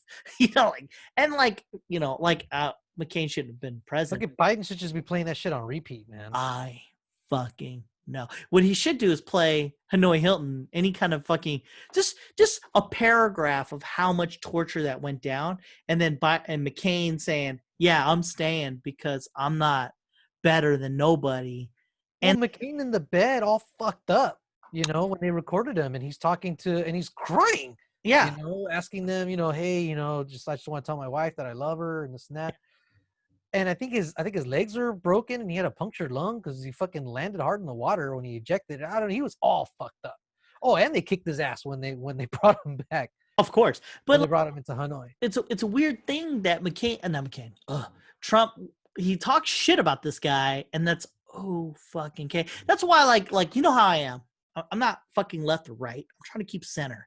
But I listen to these fucking Republicans talk about how Trump is all pro-military, and I'm like, I'm boiling inside, to no other. And I'm not pro fucking Biden. I don't fucking think he should be president. They had Andrew motherfucking Yang as a president. And they fucking put Biden up. And I have a theory that they put Biden up because they didn't know about COVID, they're like fucking, yeah. And then COVID happened, and it's like, shit. We could have had somebody else. Yeah, we got to back this fucking guy hard. And that, you could tell too. You could tell like fucking 1000%. I've never seen the Democrats push as hard as they have for this fucking. Biden had a hardcore fucking flub because he started calling his Biden plan, his Biden green infrastructure. What the plan. fuck was that? He called it the Green New Deal. Dude, I never heard of this. Trump goes, "Do you back the new Green Deal?" And then Biden goes, "No." And I was like, wait, what the fuck is happening right now? I'm backing the Biden deal. I was like, wait, what? Yeah, that's new. What is happening right now? That's not a thing. He just invented that. Dude. Now he never fully backed like the Green New Deal, but he does back like the ideas behind it to get to a certain benchmark by a certain point, right? Weird thing, right? Because he is the Democratic Party, but most of the Democratic Party. But then he calls it, he says it's the Biden plan, and then like 2 sentences later he calls it the Green New Deal again. No, and then Wallace cuts him off. He's all, wait a minute, so you support the Green New Deal? He says no. But it's like he just called it that. Yeah. And I was like, no, Biden, you're falling apart. But to be fair, it was at 7:20 or 7:26. So he was already, way up past his bedtime. Oh, dude, don't do that because he's supposed to be the president of our fucking nation. There's no I really wish you can vote. And Jesse the Body Ventura said this. He said you should be able to vote, like write in a vote and put nobody, because nobody should win. And when it was Hillary and Trump, and he goes like, can you imagine what that would do with our court processes and everything if nobody won? Like, you're like, what the fuck? Because a real fucking catastrophe happened here. The Republican Party, really? Why'd you back this guy? Yeah, that was. But they did, and they always do. Whenever a president, well, they didn't back him until he had the votes to get the nomination. It's always written in stone. If you're a president, you're gonna back the president. You know what I mean? Yeah. It's never been a thing. But the Democratic Party really fucking dropped the ball here. They couldn't control people. They didn't want a Kamala Harris. They couldn't win. And then they went with Biden because they wanted to sacrifice him to this Trump. They're like, fuck, we lost these other candidates. Maybe we can reuse. No, what happened was they didn't want Bernie Sanders. Well, of course. Because they knew Bernie Sanders was going to lose against Trump. I felt like it's more of like they couldn't control him. And so if he won. Yeah, no, they couldn't control him. They couldn't control the messaging. It'd be too far left. Dude, so I've heard Bernie would go to the right. I've heard Bernie Sanders talk for 2 hours straight, longer than this debate, with a person and conversate in long form. So if he were to debate, he would win. I'm just saying, just point blank. So I've heard him talk and articulate his thoughts on democratic socialism. But at the end of the day, he's got that social thing in there. I hear you, but I think he would have won. I would have voted for him. Right now, I'm not voting. I would have voted for him too, but I don't think he would have won. I think he would have. I think he really would have. We never. Well, at the same time, we didn't have COVID yet. And back then it was still in question. It wasn't automatic that a Democrat was going to become president, or it's still not automatic now. Right now, it feels more likely now because of COVID. Who would you rather have right now at the helm, Biden or Bernie? Bernie, of course. I mean, like everybody would. But as president, as somebody running, Biden. I don't know. That's the problem, dude. You got to look at that game, that middle game. Because they're going to see that socialism, and they're going to see, we're going to go back over here, because at least Trump is free market capitalism and not socialism. And at the time that decision was easier. Again, it was pre-COVID. And so the other Democrats kind of fell out and gathered behind Biden so that Bernie would become the nominee, because Bernie at the time, again, pre-COVID, it was going to be a death sentence for the Democratic nominee. Well, I mean, as people are watching this YouTube, if they ever do, they'll know this. There's 2 points here. You're thinking some kind of actual like political process, and I'm saying that this is a fucking shell game. I'm saying they put Biden in there to be destroyed, and therefore, then COVID happens, and they're like, fuck, we got to really support this guy. And they felt that Bernie couldn't win. They felt that Bernie couldn't be controlled if he did win. So, I mean, because Biden really seems like a very, I'm going to do what the fuck they say. You know, He's I more mean, to the center. He's more to the center, and he is more controllable because he's susceptible to he seems the more, center left. he seems like a better mouthpiece for the corporations than Trump, but then Trump says some good shit, though. I mean, Let me shut you down. let me shut you down. Yeah, didn't he sound like a sales person, like in the beginning. Hey, best country ever, best this, best that ever. You know, that's he just kept. He was doing good at the beginning. I thought Trump was doing really good at the beginning. Yeah, Meth Head really did good. Diapers didn't do too good myself. I hear. I mean, like overall, I felt that it was a disaster of a debate. It didn't go the way I thought it would. I really thought It was not good for America. no. What? Oh, definitely. Shit, has it been good for America the last 4 fucking years? Yeah, but I mean, this doesn't it. It's not a model of what our political discourse is. Mm-mm. You know, and so anybody else watching it is like, what the fuck is going on over there? These are the guys that supposedly they're all Americans and they're all red, white, and blue, you know, even though they disagree on things. So Yeah. why are they yelling at each other and talking over each other? They were talking over each other. They couldn't interrupt. They couldn't let people finish a point. You have 2 fucking minutes to fucking say your point. Trump To did. be fair, Trump was doing it more than Biden. You know, I it'd be interesting agree. to go back and kind of maybe count the times that Trump would like. You don't fucking no. You don't have to count. You know that it was Trump. Like, to anyone who watched that debate and says that no, Biden interrupted as much. No. And I think Biden was kind of in this weird spot where he's like, okay, how much do I do back the same, but still look sympathetic, Well, but not weak? yeah, he was trying to show that he wasn't weak, and that was good. But and another good point to Biden was that he didn't try to fight him, like physically. Like, let's take it outside. So I mean, those are bad marks on Trump, because I think that if he would have been more outlandish and said He could something, have pushed enough buttons. yeah, I really do think he could have pushed more buttons. But it's a fine line, because you can't push too many buttons. You know, you can't say like, well, your fucking suicidal son's a piece of shit. I mean, you can't go too far. So, but he could have pushed lines. I wish he had said something outlandish, like, I heard you raped the Zodiac killer, or some shit like that. Because he said that in a sentence to Ted Cruz. He said that I've heard rumors that his dad was the Zodiac killer. I was like, Oh yeah, he said some bad shit. I was like, what? That's the craziest fucking thing ever. Obviously, he supports him, and he talks shit about his wife, yeah. and he supports him, dude. Yeah, that's how you know this is a fucking Game of Thrones right here. But I have to say, Biden, high marks on Biden for keeping as cool as he did. I've seen Biden break apart at town halls, break apart in fucking many a rally. So, I mean, to have a debate, and then he really surprised me, I have to say. But as far as showing me that he could be the president of the free world, I say he's dead in 1 year, and Kamala Harris will be our president. So here's the bad look on Biden, though. You know, Biden pretty much shut down for the past week and a half to prepare for tonight. Of course, I would. And Trump, he just kept doing what he was doing. He was golfing and everything, and then just kind of just showed up. I would have too. And this thing, pretty much, I mean, it seems like a stalemate to me. Nobody moved anybody in any direction, I don't think. Yeah, I don't think there was a clear winner. Like, there was times where I was like, Trump won. There was times where I thought Biden not draw. But it doesn't. That moderator, they need to change the moderator. Honestly, well, it's not gonna be this. It's not gonna be him again. No, I know, but I mean the concept of the moderator. It's got to be a person with gravitas. I bet you money it's gonna be a female. It has to be. It's gonna be a female, probably a black female. Who's it gonna be? I have no fucking. I don't know. I gotta look it up.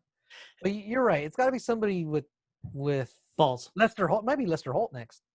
Maybe. No, it's a female. They had a female with Hillary Clinton, and she fucked up because she gave Hillary Clinton the questions ahead of time. Does not matter. The one from NPR. Does not matter. Media rules supreme. Yeah, but that made Clinton look bad. Yes, but I don't see the left learning from their mistakes at all. I don't. I never seen the left do that. They just kind of keep doing the things they do because media always wins. It does. and media is left leaning. And with that being said, they don't learn. They just keep doing. Like, for instance, there's like shows and movies that we like, but they don't get made. But then there's other fucking movies and shows that get made, and you're just kind of like, what the fuck is this? And then eventually they keep pushing their agenda, and then there it is. You know what I mean? Like, so I bet fucking money it's gonna be a female. There has to be. And media is really ultimately in charge of our nation, and we just haven't figured it out yet. I'll have to find out who it is. True. But they need to do mute mics. That's agreed. They need to do mute mics, and the moderators need to kind of have some balls to tell them, you know what, we're going to shut it down. They have to have gravity to themselves, like be able to like, hey, you know, the problem is if they put a female there, I see a lot of like yelling back, like, no, this is my time. Well, the thing is, you didn't want to press Trump to the point where, hey, man, you can't yell at me. I'm the president of the United States still. I agree. I know I'm in a debate, you know, and I understand. I agreed to come here, but I'm still the motherfucking president. You ain't gonna talk to me like that. It was weird when Biden did that though. When he would like talk to the president like he's not the president. Yeah. But that being said, Trump doesn't act like a president. Yeah, Biden said it. He's all, this guy is not presidential. He's the least presidential we've ever had. You know, when Trump asked, you know, why didn't you do that over the past 23 years?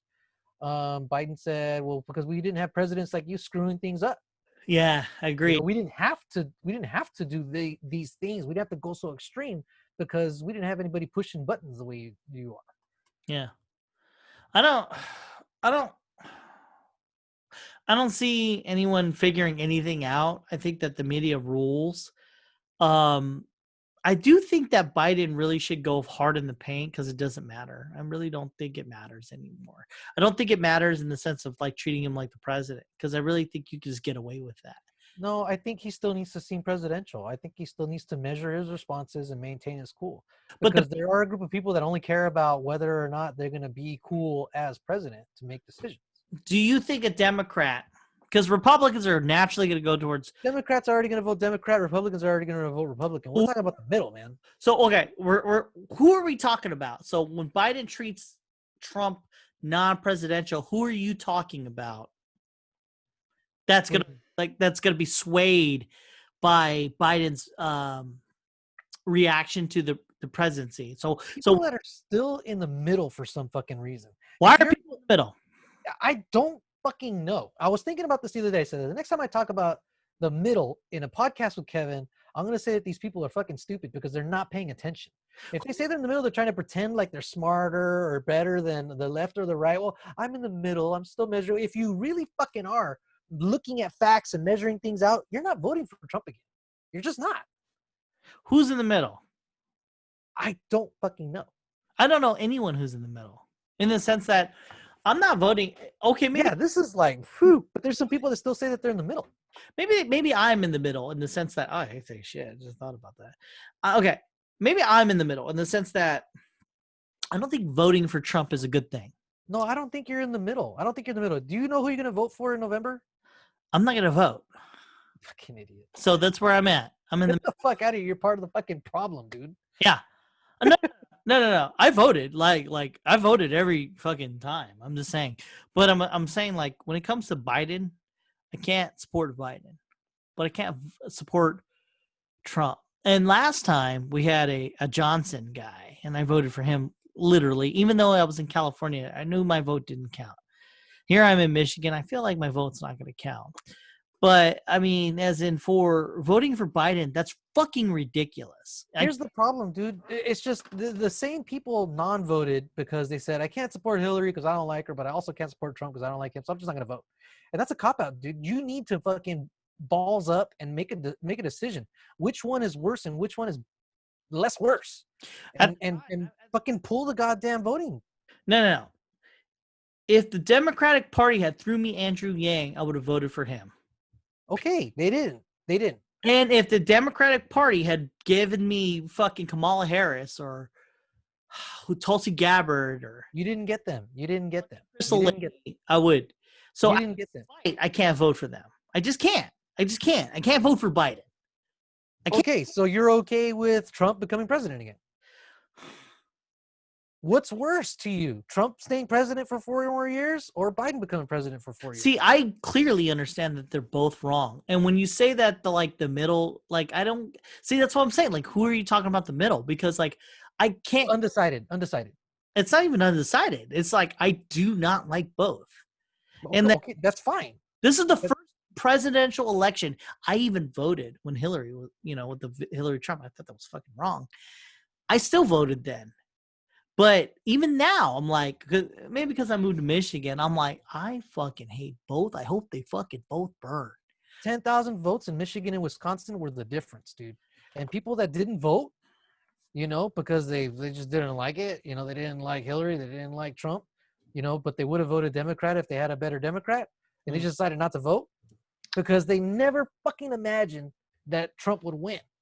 It's a thing in which, you need to decide the lesser between two evils, man. You need to make a command decision. That's what voting is. Podcast I wanted it to be because I have to explain this. I really do. This is fucking ridiculous, dude. That like I really truly wanted Andrew Yang. That's who I wanted. Get it? You didn't fucking get it. And I want them both to burn. I want the whole system to burn. And who will get me there closer? I want fucking Trump. If he could get me there, Biden would get me there too. That's where I'm at. It's not that I'm anti-Biden or I'm anti-Trump. I think both of them will burn the system down. So it's to my benefit, whatever. I would like a return to discourse. I would like a return to how things were before. As deadlocked as they seemed, at least people could talk about shit and not be far left or far right about it. No, because you had clear people that should have been like on the nominees, and then there was an issue with the killing of a guy and shooting of missiles, and then they both came in and were like, "Oh yeah, I'm Democrat, so I agree that this was wrong." And look, man, even if you were to suddenly decide, you know what, Trump is, the lesser of the two evils, I'm going to vote for Trump. I would support your decision to go and vote. They're both evil. That's the thing. Like there is a thing in which this is fucked up, and no one's seeing it. And like, I mean, it's weird because there's no way to illustrate this. There's no, like I said, there's no write-in ballot. Like I said, there should be a way for you to write nobody. Because that's unrealistic, dude. It's not going to happen. That's not a solution. It is. It's not a solution. You know what the solution is? Not to vote. No one should vote. And that's not going to happen because then one person's going to vote for Trump and that's it. He wins. That's so stupid. That's like saying, what do you want? A dick in your ass or a dick in your mouth? Because like I think you still get a choice. That's got to make a choice. But one in here, one in there. This is okay. You still got to make a fucking choice. No. The true answer is moo. No. Because you're still going to get one or the other after election day. We're not just going to not have a president after election day. You're still going to get a dick in the mouth or a dick in the ass. At the end of your life, though, you get to vote on which one you're going to get. At the end of your life, when you're all alone by yourself and you die, you can look back at your life and say, did I fucking go into this charade or did not go into the charade? You are jumping clearly into the charade of fucking voting for stupid A or stupid B. This is fucking ridiculous. No, stupid A or less stupid B. No, there is no less. This is dumb. This is a fucking stupid thing. You're saying these two guys are equal in every measurable way. If they're that the outcome, and that the effect on the country will be exactly the same no matter which way we go. It will be the same. I guess so. I guess I would say that. Like, if you want to simplify things in that way, it'd be like either we go to civil war or we all die. That kind of bullshit. Which equals death. You know what I mean? Like, it's all various degrees of bad. I can't see how Trump is a good leader, period. And I can't see how Biden's a good leader, period. I mean, yeah, you can, dude. You're a smart dude. You know how to go out and weigh all the options. You know how to look at what they're trying to say and what their plans are and what their approaches are to leadership. They're voice pieces for corporations and special interests. Wherever the CIA is 20 years ago is still in charge. Or whatever. Which one is more likely to be controlled in a way that's going to benefit you, your wife, and your kid? Trump even said it that he would try to go one direction, they would persuade him another. I mean, it doesn't matter. And they're like, who would go more into that direction? Biden would too. I mean, they both would. I mean, like okay, so Indochina, you're going to have military presence there? Doesn't matter what president you have. Indochina, you got president there. The only thing we're voting for really is what mouthpiece we want to represent the corporations. And who do I think is a better mouthpiece? They're both the fucking same. In my respect, Trump being, hey, I want racists to fucking rule the world, and Biden to be like, I don't, where's my Volkswagen? But that wasn't even the question, dude. What's 1 + 1? He's like, tacos, I don't know, kid. I don't know where you're pulling this stuff out of, dude. What do you mean? I think I think you're bending over backwards to make your point about both of them being the same and both of them having the same outcome. But they are. I don't know about that. How are they not? There's only one way to find out, right? And you got to roll the dice and support one or the other. You just have to. I mean, everybody should go out there and pick one. No. In fact, I think they should up the voting age to 30. I think they should change quite a lot of things. They shouldn't be 3 parties instead of 2. No, I don't agree that you can serve in a foreign battlefield and not vote. Unless you want to exempt, unless you want to make, the voting age 30, but you can vote if you're in the military. 7-year-old, you think that an 18-year-old you was smarter than you? No. So you should have the same validity as you, as an 18-year-old, as you are now? A different point of view, a different way of looking at the world, a different way of measuring things. It's just another voice. Ridiculous. You're throwing away who you are as a person. Well, then by that logic, you can't vote until you're 50 or you're 60. After a while, the number's just fucking arbitrary. Now, I have to say, after your prefrontal cortex is fucking fully formed at 25, I think Okay, so then you're saying 25. Why wait till 30 then? Some people's prefrontal cortex is fused earlier. Maybe we should have tests. Exactly. That's why I say 30, you're definitive. I mean, there's no one that's saying like prefrontal cortex at 30 is fully formed. I say at 30. What if you had a head injury? Yeah, I mean, that's rare, right? I mean, like, do you think the 1% of those people are going to in various? Yeah, you're right. I can play the what if game. They're not going to swing, right? Yeah. I really do think you should have a fully formed brain, gone through some experiences. I really do think that we should change the scope of how we vote for things. I wouldn't have said this when I was younger, but I'm older now and I have a different way of thinking, because as I'm raising my fucking kid, I'm like seeing things the way he's seeing things. I'm like, well, that's not the right way of seeing things. You're just going with it. Dude, voting is an opportunity for people to take command, okay, of the direction of the country. Is an opportunity for everybody to be the leader. And when you're faced with a situation as a leader, dude, you got left, you got right. And it doesn't matter which way you go, but you got to make a decision, because not making a decision is irresponsible, because everybody else is relying on you. Your kid is relying on you. His future kids are relying on you. Everybody is relying on you to be able to discern which one is the better or the least worst of the two. And not voting, that's just fucking irresponsible, man. I love you to death. Like super irresponsible way of thinking. Hey, I want you to vote because I said pretty things. And then another guy saying, it's not pretty things. It's not pretty things. You can see through the bullshit. Nothing that Biden said that was good.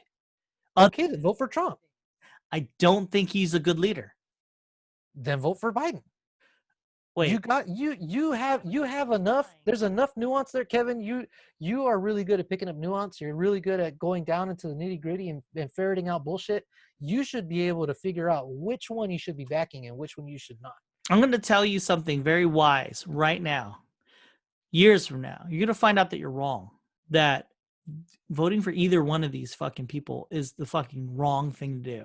What should be a thing is us coming together and figuring out this fucking system is wrong. It's been hijacked and we need to figure out ways of fixing it, because the same fucking process allowed fucking millions to die. Millions. Okay. Over various things, like from cigarettes. But that's the process we have now, dude. That's the process we have now. So not voting now, that's not going to take us to that point, that Star Trek point that you're talking about. We're not there yet. And I agree. This is not perfect. It is. But I'm not gonna look back at now, and I don't think I'll ever change my idea of voting or not voting now. That's a flawed way of thinking, because like you don't know what tomorrow might hold. Neither do you. I You do. don't know. What if you keep- this change in leadership is what we need to take us in that Star Trek direction that you want. That you don't know the future, so keeping it open is what the thing you should do. And not voting is not going to keep it open because somebody's going to get picked. You're either going to get a dick in the mouth or a dick in the ass. Right now, you get a say as to which one you want. That's true. Not voting is not gonna remove that dick from either hole. I have the conscious to say, I didn't vote. I'm good. Because I saw two things. I knew that was both wrong. And I chose to step out of this argument. Because if you don't have a choice of yin or yang, you got to do mu. You got to be nothingness. Oh, no, you can step out of the argument, but you still get to participate in the vote. No. If you participate in the vote, you're part of the yin or the yang. But if you step out of nothingness, you're good. Because you did not promote something that is wrong. You're not promoting anything. You're just voting. You're voting for something that's wrong. I agree. We're agreeing on the same thing. I am agreeing with you. Voting is wrong. I didn't say that. No, I know you didn't. Because if I were to say who's better, Hitler or Genghis Khan, you're right, you got to vote. You're like, nah, I'm good. Because at the end, one's going to kill 8 million Jews. The other is going to kill a third of the fucking world that will end a carbon footprint for many years to come. Many hundreds of years to come. So, I mean, at the end. Okay, so you're going to like super extreme examples? I'm pointing it out to an example of. Talking about green deals. You're choosing to promote a concept that shouldn't be promoted. These fucking guys, there should have been a recall of this or something like that. Because that is not what I wanted. I did not want this guy. I did it. And I didn't want the other guy. I did it. And then both sides said no. And I'm like, there's nothing for me at that point? No. I don't care. I'm out of it. You didn't want to try? You didn't want to try at all? And then like when you talk to other people who vote either or, they don't have realized understandings of what they're talking about. They're like, well, yeah. So what message did we get or what change was affected from the people that non-voted in 2016? Well, okay. That's a bit nuanced than you think, right? Because you got the people who didn't vote because they don't care. And there's a certain kind of... No, there's people like you that said, I don't support either one, and I'm not going to vote for either one. There is and there isn't because they don't have a... No, there is. Do they have podcasts? They're out there. There's a lot of people. There's interviews and shit. Yeah, there's okay. People that didn't vote because... Then their voice shouldn't be louder then. And then we should multiply through and through to the point where we have a bigger voice than those other two. Because, okay, but that's not the system. That's not the system that we have right now. That's like saying the system to change. Then you need to find a candidate that promotes that. Then you start backing Bernie Sanders or whatever, and hopefully he can become the next president. 200 years ago, we're like, hey, yeah, let's not have slavery. You know, like let's not do that. We're like, no, we're only voting for should slaves have dental plans or not dental plans. Like we shouldn't have slavery. No. You have to fucking vote, motherfucker. Do you want dental plans or no dental plan? We shouldn't have slavery. This right here is where I'm at. I am 100 years ahead. This shouldn't be a thing. This right here, this presidency shouldn't be a thing. Now, but do you think your non-voting is going to affect that? Do you think your non-voting is going to drive an agenda that takes us to that point that you want to get to? Say you're a Republican in California. Does your vote matter? Honestly. For president? No.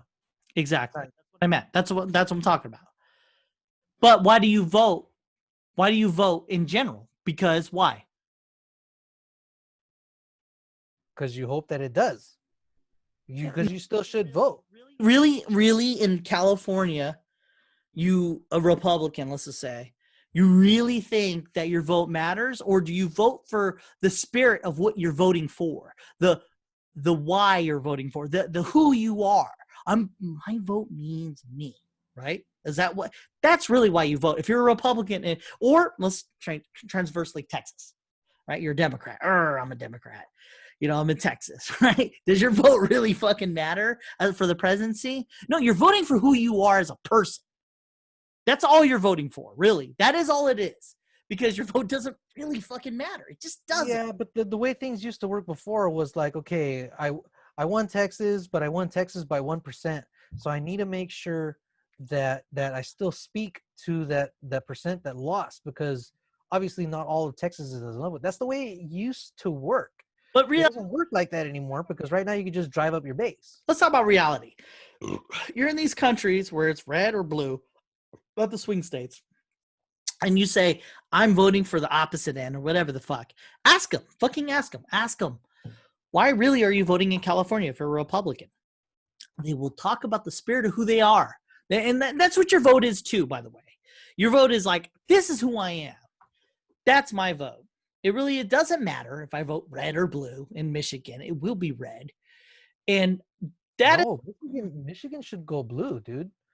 It's Michigan and Wisconsin are usually blue. It was a fluke that they went red this last time. And it's because a lot of people didn't vote. I think it's like the 70s, you know. No, it was because a lot of people didn't vote, man. I hear what you're saying, but I think like last time we went blue, it was like the 70s. I'm pretty sure. No. It was the blue fucking wall, man, because the unions are big up there. Michigan itself, I think. No, it was the reason why Hillary Clinton didn't even visit because she thought she had him in the bag. I hear.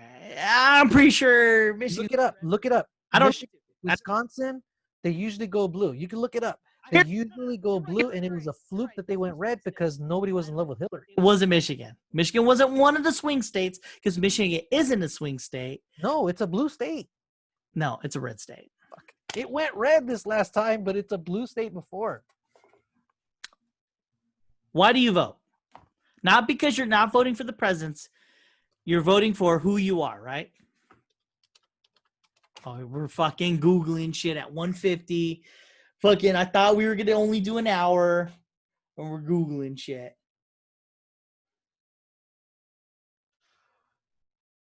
So 2016, okay, 47% blue, right? So we lost. 2012, 54%. 2008, 4 years before, 57%. 2004, 51%. 2000, 51%. Okay, going all the way back to 1992. Okay, Michigan is blue.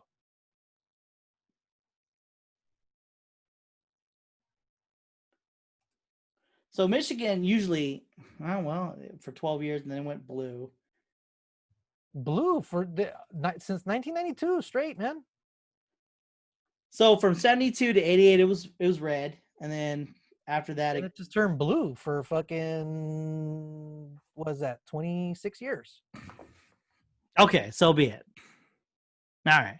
Like I thought I must have looked up. No, your votes count there because they made the fucking difference. Nobody was in love with Hillary Clinton. They didn't like her shit. Fucking James Comey came out saying that he was investigating her. You know, she had dumped all those emails, and she fucked up monumentally, you know, going into it by not visiting them and not addressing their needs. All right, stat-wise, you got me there. I am wrong. It's tricky. It's not a gotcha. It's just you think that your vote doesn't matter there. That's a battleground state now. All right. It is a gotcha in the sense that, but you're missing my point. It is a gotcha that I'm wrong about the fucking state, and you know, I guess my vote does matter. I'm fucking wrong. I agree. But that is not what the point I'm saying. I mean, in California per se, if I was in California and I was Republican, does my vote matter? I mean, historically, no. I mean, in that case, you got to go all the way back to Nixon, right? No, but what the fuck am I voting for as a Republican in California? You're still voting so that they can see that part of the state is red. Really, realistically, if you've spent 20 years in California knowing it's blue, blue, blue, blue, blue, what are you voting for? If not for your own personal belief in something, because there are Republicans that do vote in California that are, you know, it's a blue state. Because it's your responsibility to vote. They'll say the same thing too. They know what they're gonna get. I know it's a responsibility, but realistically, believe it or not, I mean, the vote doesn't really matter, right?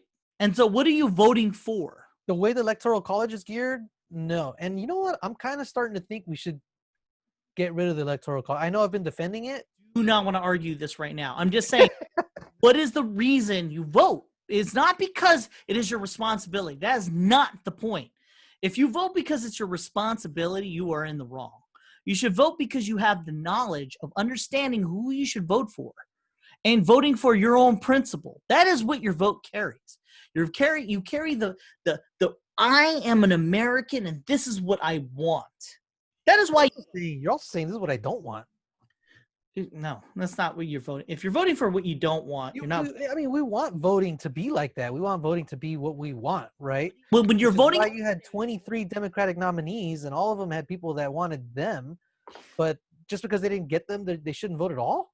no.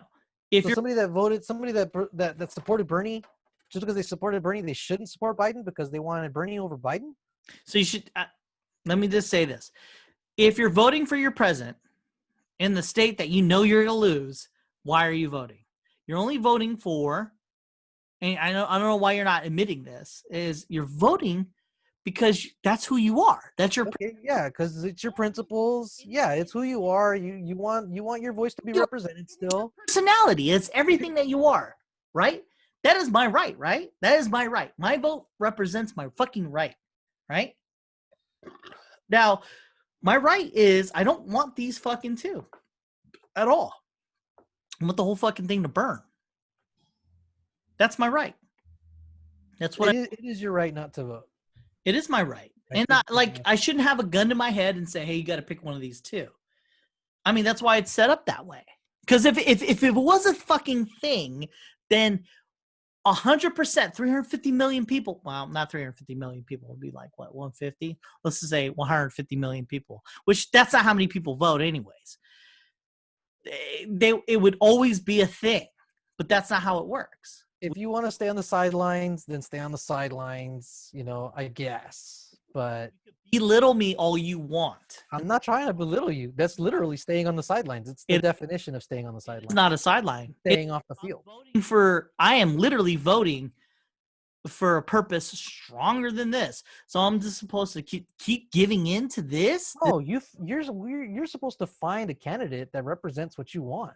No. And you let them know. You write them a fucking letter or an email. And you tell them, hey man, I like what you're talking about. This is what I want for the future. Oh yeah. I'm talking about a talking piece for a fucking corporation, because when we shot fucking two fucking generals from another fucking country, and half the fucking Democrats, not half, the Democrats and the Republicans saw fucking tapes and decided, hey, you know what? We did this right. Hey, you know what? We did this wrong. The fuck is this? I was like, wait a minute. That's when I woke up and I decided this is a matrix that's weird, and I'm stepping out of it. I'm taking red pill all the way. This is weird. The problem here is everybody's radicalized, man. Everything's far left or far right. You're right. That shouldn't have been one of those things where half of the country saw it one way, half of the country saw it the other way. It shouldn't be like that. Not country. Or the representatives. Representatives. Yeah. Our politicians. You're right. No, but like, no. There was actual Democrat people that were like, oh, yeah, we should have killed that guy. There was actual Republican people who were like, maybe we shouldn't have done that because, they had actual opposing points. But then fucking our representatives didn't have that. They didn't have a mix. There was they just got behind their side. Exactly. Yeah. I mean, like, when did we become this? And then that's when I found out, like, I mean, at that point I was like, red pill. The red pill started going down my throat.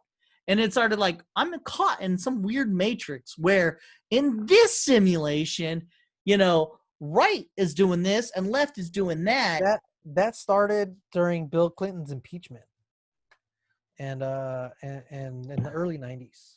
It happened throughout the 90s because you didn't have this radicalization before. Before you had, I think RBG goes into the court with like 82% of Senate support when there was only like 55% Democrats.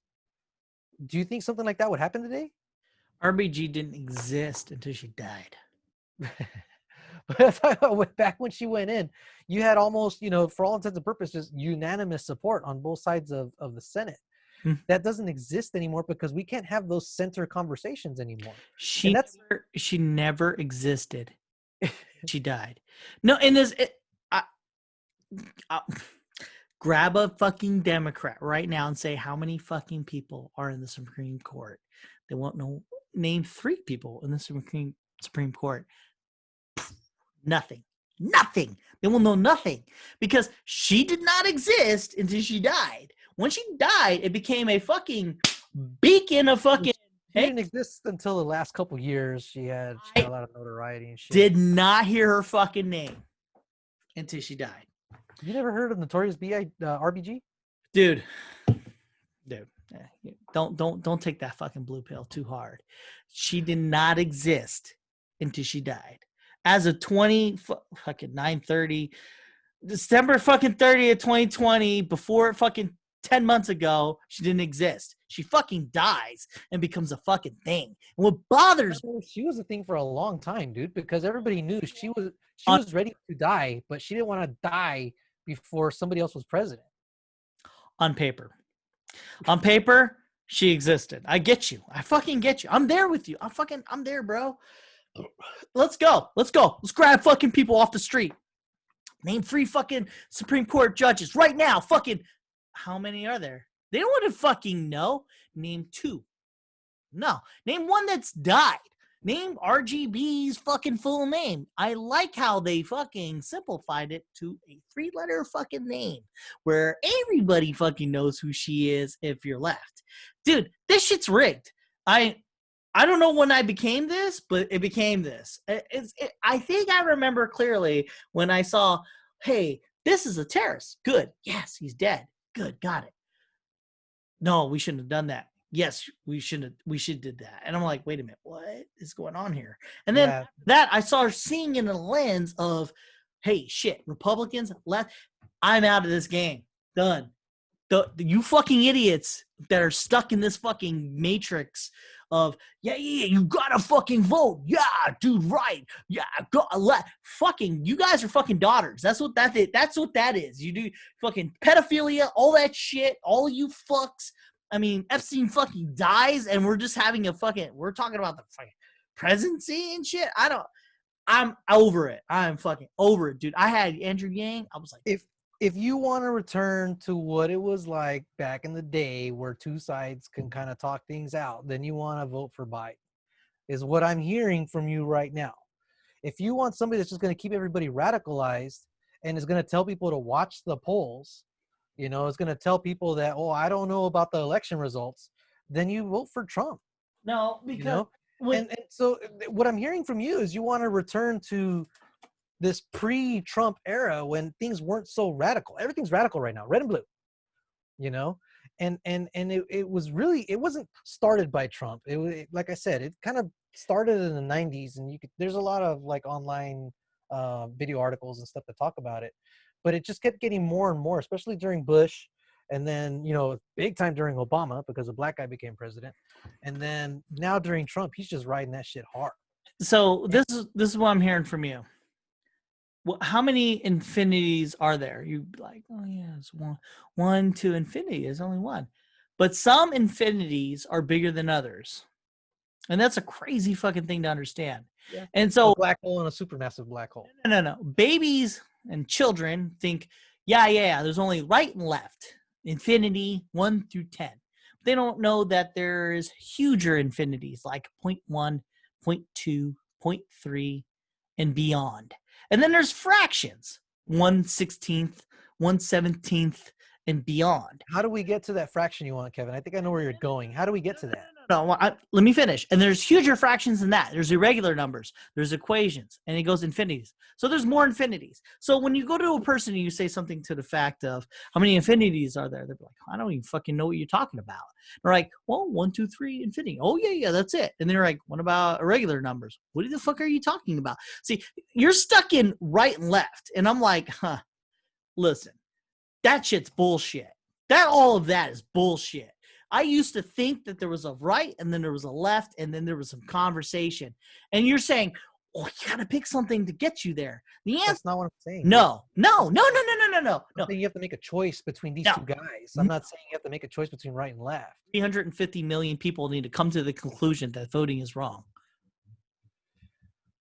Well, that's not what the country's founded on. No, the country's founded on slavery, apparently. So, I mean, like, if millions of people could decide slavery is fucking wrong, I think that millions of people could think that this shit is wrong. It has happened before. There was a time when women didn't vote. That was unheard of. Let's go back 200 years. Women, can you vote? Fuck no. They're supposed to make food and birth children. Where are we at now, motherfucker? I mean, it is not an unrealistic thing to say, hey, let's change fucking reality. Okay, so how do we do that? You know how we do that? By doing the thing that doesn't make sense. And that's, oh, let's vote right and left. That's how we've been doing it for all this fucking time. Let's fucking change reality and be like, stop voting. Fucking stop it. Fuck this shit. Stop this shit. And then, hey, look where we're at. Look where we're at. Nobody voted. It's not going to happen right now. You're right. Just like if I were to go back 200 years and say, hey, Nuba, you're not going to be a slave. Well, you can start getting the word out. I mean, you had the suffragette movement going on, for the women's right to vote movement going on for a long time. You had the abolition movement going for a long time. Where are we at right now? And there was movement. Eternity until, like, I guess the internet. The only way that this podcast dies is if the internet dies. And if the internet dies, I think we have bigger fish to fry, right? You agree? like how do we get, refrigeration going? How do we get power companies to do what they're doing? If the internet dies, we're fucked. We have bigger fish to fry. But we all both know internet's going to keep going, right? Here we are. I'm fucking stating a fucking fact right now in the sand. And I'm not the only one. There's other people out there. I'm not saying don't vote because you're stupid. I'm saying don't vote as a principle of this is a flawed system. And we have fucked up. It's not going to do anything to change that system, though. It's the system we have right now. It's like saying, I'm not going to drive this car because it's a piece of shit. You still got to get somewhere, and it's the only car we have right now. So until we can get a better car, we had slaves. This is when you got to use. We don't have slaves now. 200 years ago, if you were to say, get on a horse, black guy, you would be laughed at. And now if you tell a black guy, well, I mean, like, fuck, I don't know, like, get on a horse. It wouldn't be like a, hey, what the fuck is he doing on this horse? It'd be okay. Like, how do we get to those changes, though?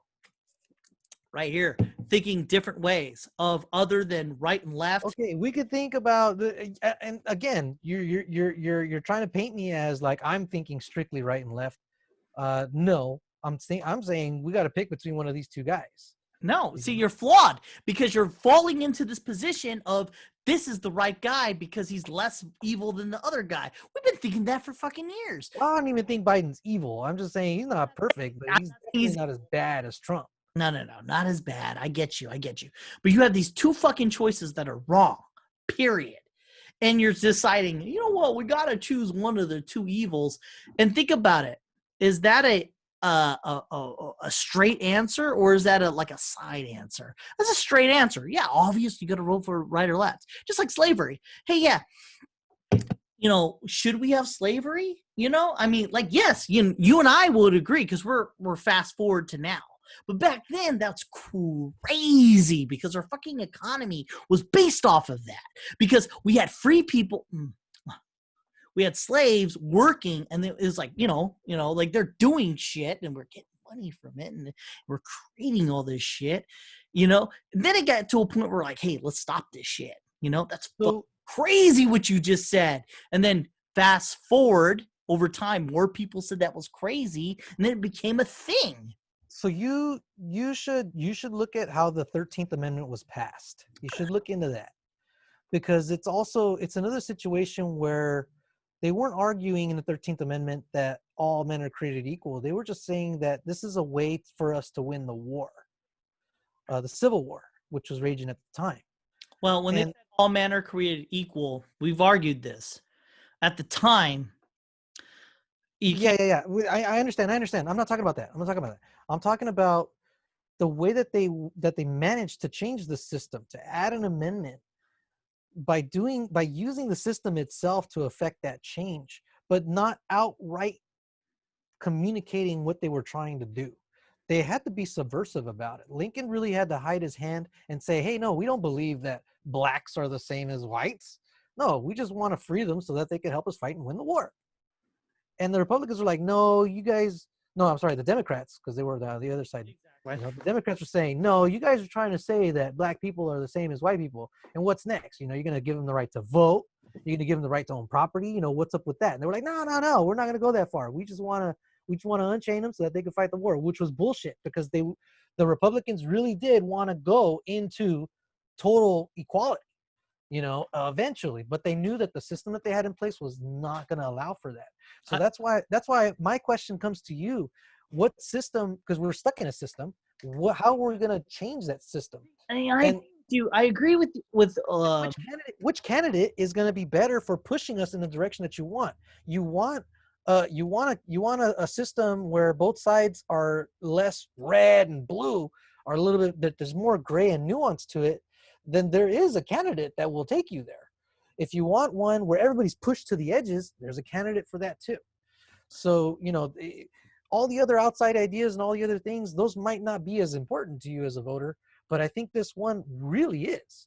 And when I say, oh, that Star Trek world, I'm not playing it down. I'm not trying to belittle you or anything. That's the only thing that I can think of and put it. That'd be a fucking awesome fucking society to live in, right? But we're not gonna be there for a long time. If you go off Star Trek universe, another 400 years. But we need to figure out, okay, how can we use the system that we have now to affect the change that we want later on? Maybe not for our kids, but for our grandkids or their kids.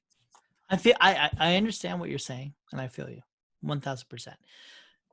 But I think that the strategy has changed to an extent where this can't work anymore. The system cannot work anymore.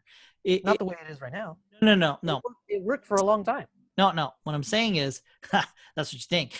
I think that took a long time to change, right? But there's still a lot more to go. I agree. It's not perfect. It's not what we wanted 250 years ago. No. I think that something took over in the 90s, maybe even the 50s. Polarization, man. No, something took over long ago, and we didn't notice it.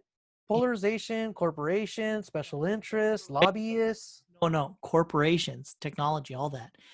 They understood the understanding of how people are, and they only work to their own self-interest. And I think that the system has been hijacked, and it's gotten to a point where it's so devious that we don't even see it. Like, in the sense that we're like thinking, oh yeah, all we're doing is feeding into this system, and they've hijacked this said system. So when the game is already rigged and you just keep feeding into it, oh yeah, you're caught in this perpetual loop of, yeah, if I vote this way, I vote that way. Meanwhile, you don't understand. It sounds like you want a revolution. It sounds like you need a new constitution. Well, I mean, that's the only thing I can glean from what you want. I mean, I'm thinking solution based, response here. You don't like the system that we have, so it sounds like you want to change it, and the only way to change it as fast as you want it to change is to delete it and start the one that you. It's not about speed. It's not that. It's a mechanism of control that will never end. But not voting is not going to affect that change, because we're still going to end up with somebody pushing the system in a direction that we either do or don't want. Donald Trump owes somebody over $350 million, and he won't say who.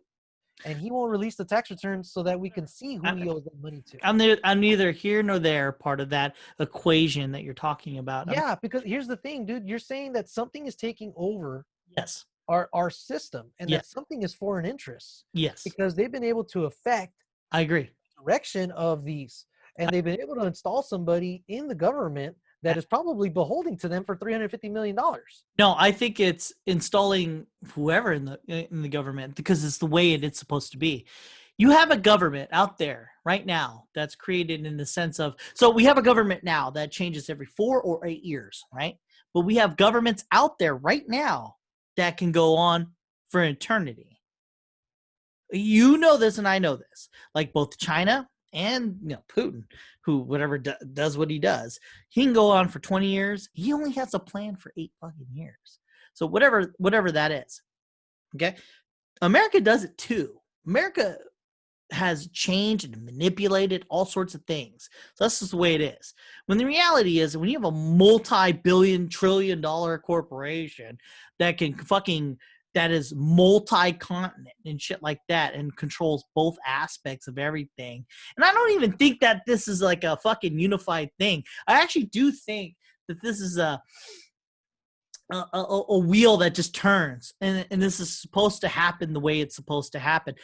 But I bring it back down to grassroots. You're a farmer. right? And there's a tornado coming. What are you gonna do? You can yell at it, or you can not yell at it, you know? And that's your two choices. But in reality, that tornado is gonna come and it's gonna do what it's gonna do. And you could have gave in to yelling at it. You could have gave in to not yelling at it. Or you could have gave in to the fact that that shit was gonna happen. There was nothing you can do. And the person who understood it better was the person who accepted it. Not the person who yelled at it and the person who didn't yell at it. You know, that's the way it's going to be. It's, you have to accept it. This is it. This is it. We have a fucking president that is fucking representing special interests. And so your vote, I get you. Yeah. You want to give into the system. I get it. But right here, right now in this podcast and podcasts before, even before you, I've always been saying that we're part of this fucking game. And what we should do is step out of it. And that's the best thing you can do. Because some people want to go forward, someone who can be back. If you step out of it and just let that shit go down, eventually enough of you will matter. Right now, don't matter. But enough of me will matter. And hey, you know what? This isn't about you and me. This is about my opinion and your opinion. So people can continue the game with you, right, left, must vote. Yeah, got it. And they could continue the game with me. Step the fuck out. And at the of you will matter by not mattering. Hopefully, God willing, God willing, God willing, people will fucking realize, hey, wait a minute, this isn't right. This fucking shit's bullshit. You guys just want to vote for your own interests. Fuck you guys. And then they'll go into government and understand that they should start voting for their smaller local government. Well, your mayor. No, your How are they going to get into government if nobody's voting for them? Dude, that's the thing. That's the scam of the century. Later, I want you to go black belt. All of you. What about white belt? No. All of you go black belt. You're good. But we don't have the skills. No. Just go black belt. Okay? You can be black belt here or black belt there. But we don't have the skills to fight this reality that we're in. No. Bitch, just fucking vote. You're going to go black belt BBJ, or you're going to go black belt Henzo Gracie, you're going to go black belt here. But we haven't even got white belt to blue belt. We haven't done that. And then you got me saying, hey guys, let's learn this white belt shit first before we start voting. Hey, let's learn this blue belt shit before we start voting. Hey, let's learn purple belt before we start voting. You know, then you got the fucking people top right. No, black belt here, black belt there. Look, the country's going to go one way or the other. This is our opportunity to decide which way it's going to go in. You are fucking retards fighting a fight you shouldn't be. You don't have the skills to fight. Now, not you, personally. I think that you have the weapons. You're caught in the matrix, but you have the intellect to learn that sometimes it's an abstract way of thinking that wins the day. Kevin, you do realize that they used the Matrix to fight the Matrix, right? Yeah, and I think that's they fought against the agents in the Matrix. That's not a good analogy. You should say that is because I've been watching these little Matrix videos. It's a weird fucking thing of control because they're in the Matrix, that they're fucking being controlled by the Matrix to run the simulation of the Matrix.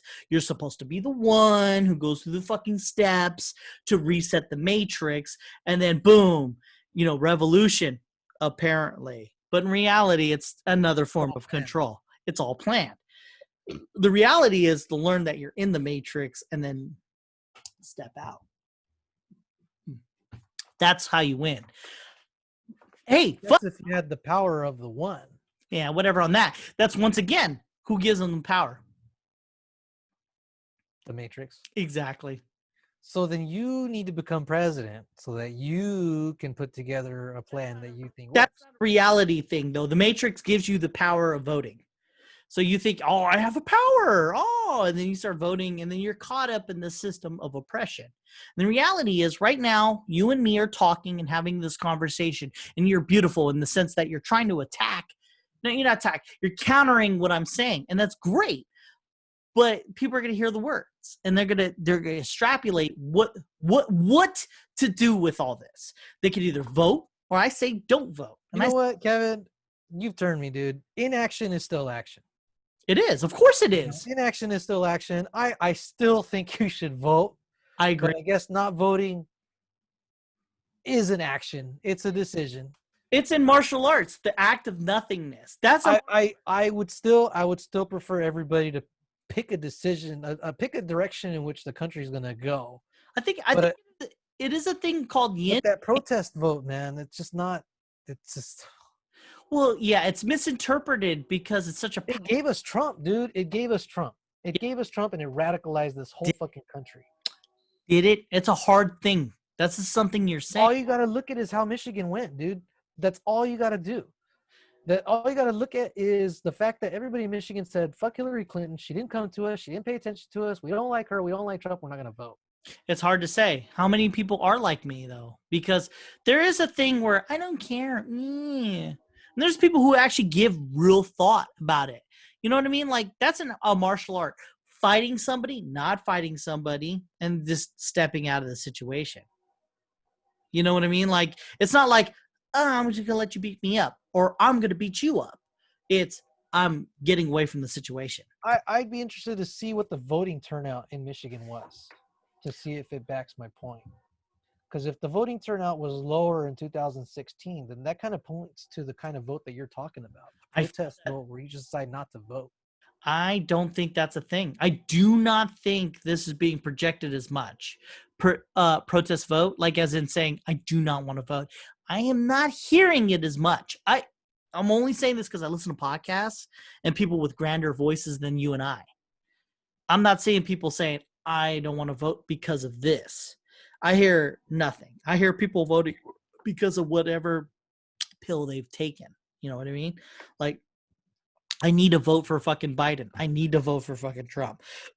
The people you ask why you're voting for Trump, and I've seen this with my eyes, no understanding why they're voting for Trump. I can make points why you should vote for Trump. I can make that point. Yeah, and most of the people that are voting for Biden are going to say because they don't want to vote for Trump. Exactly.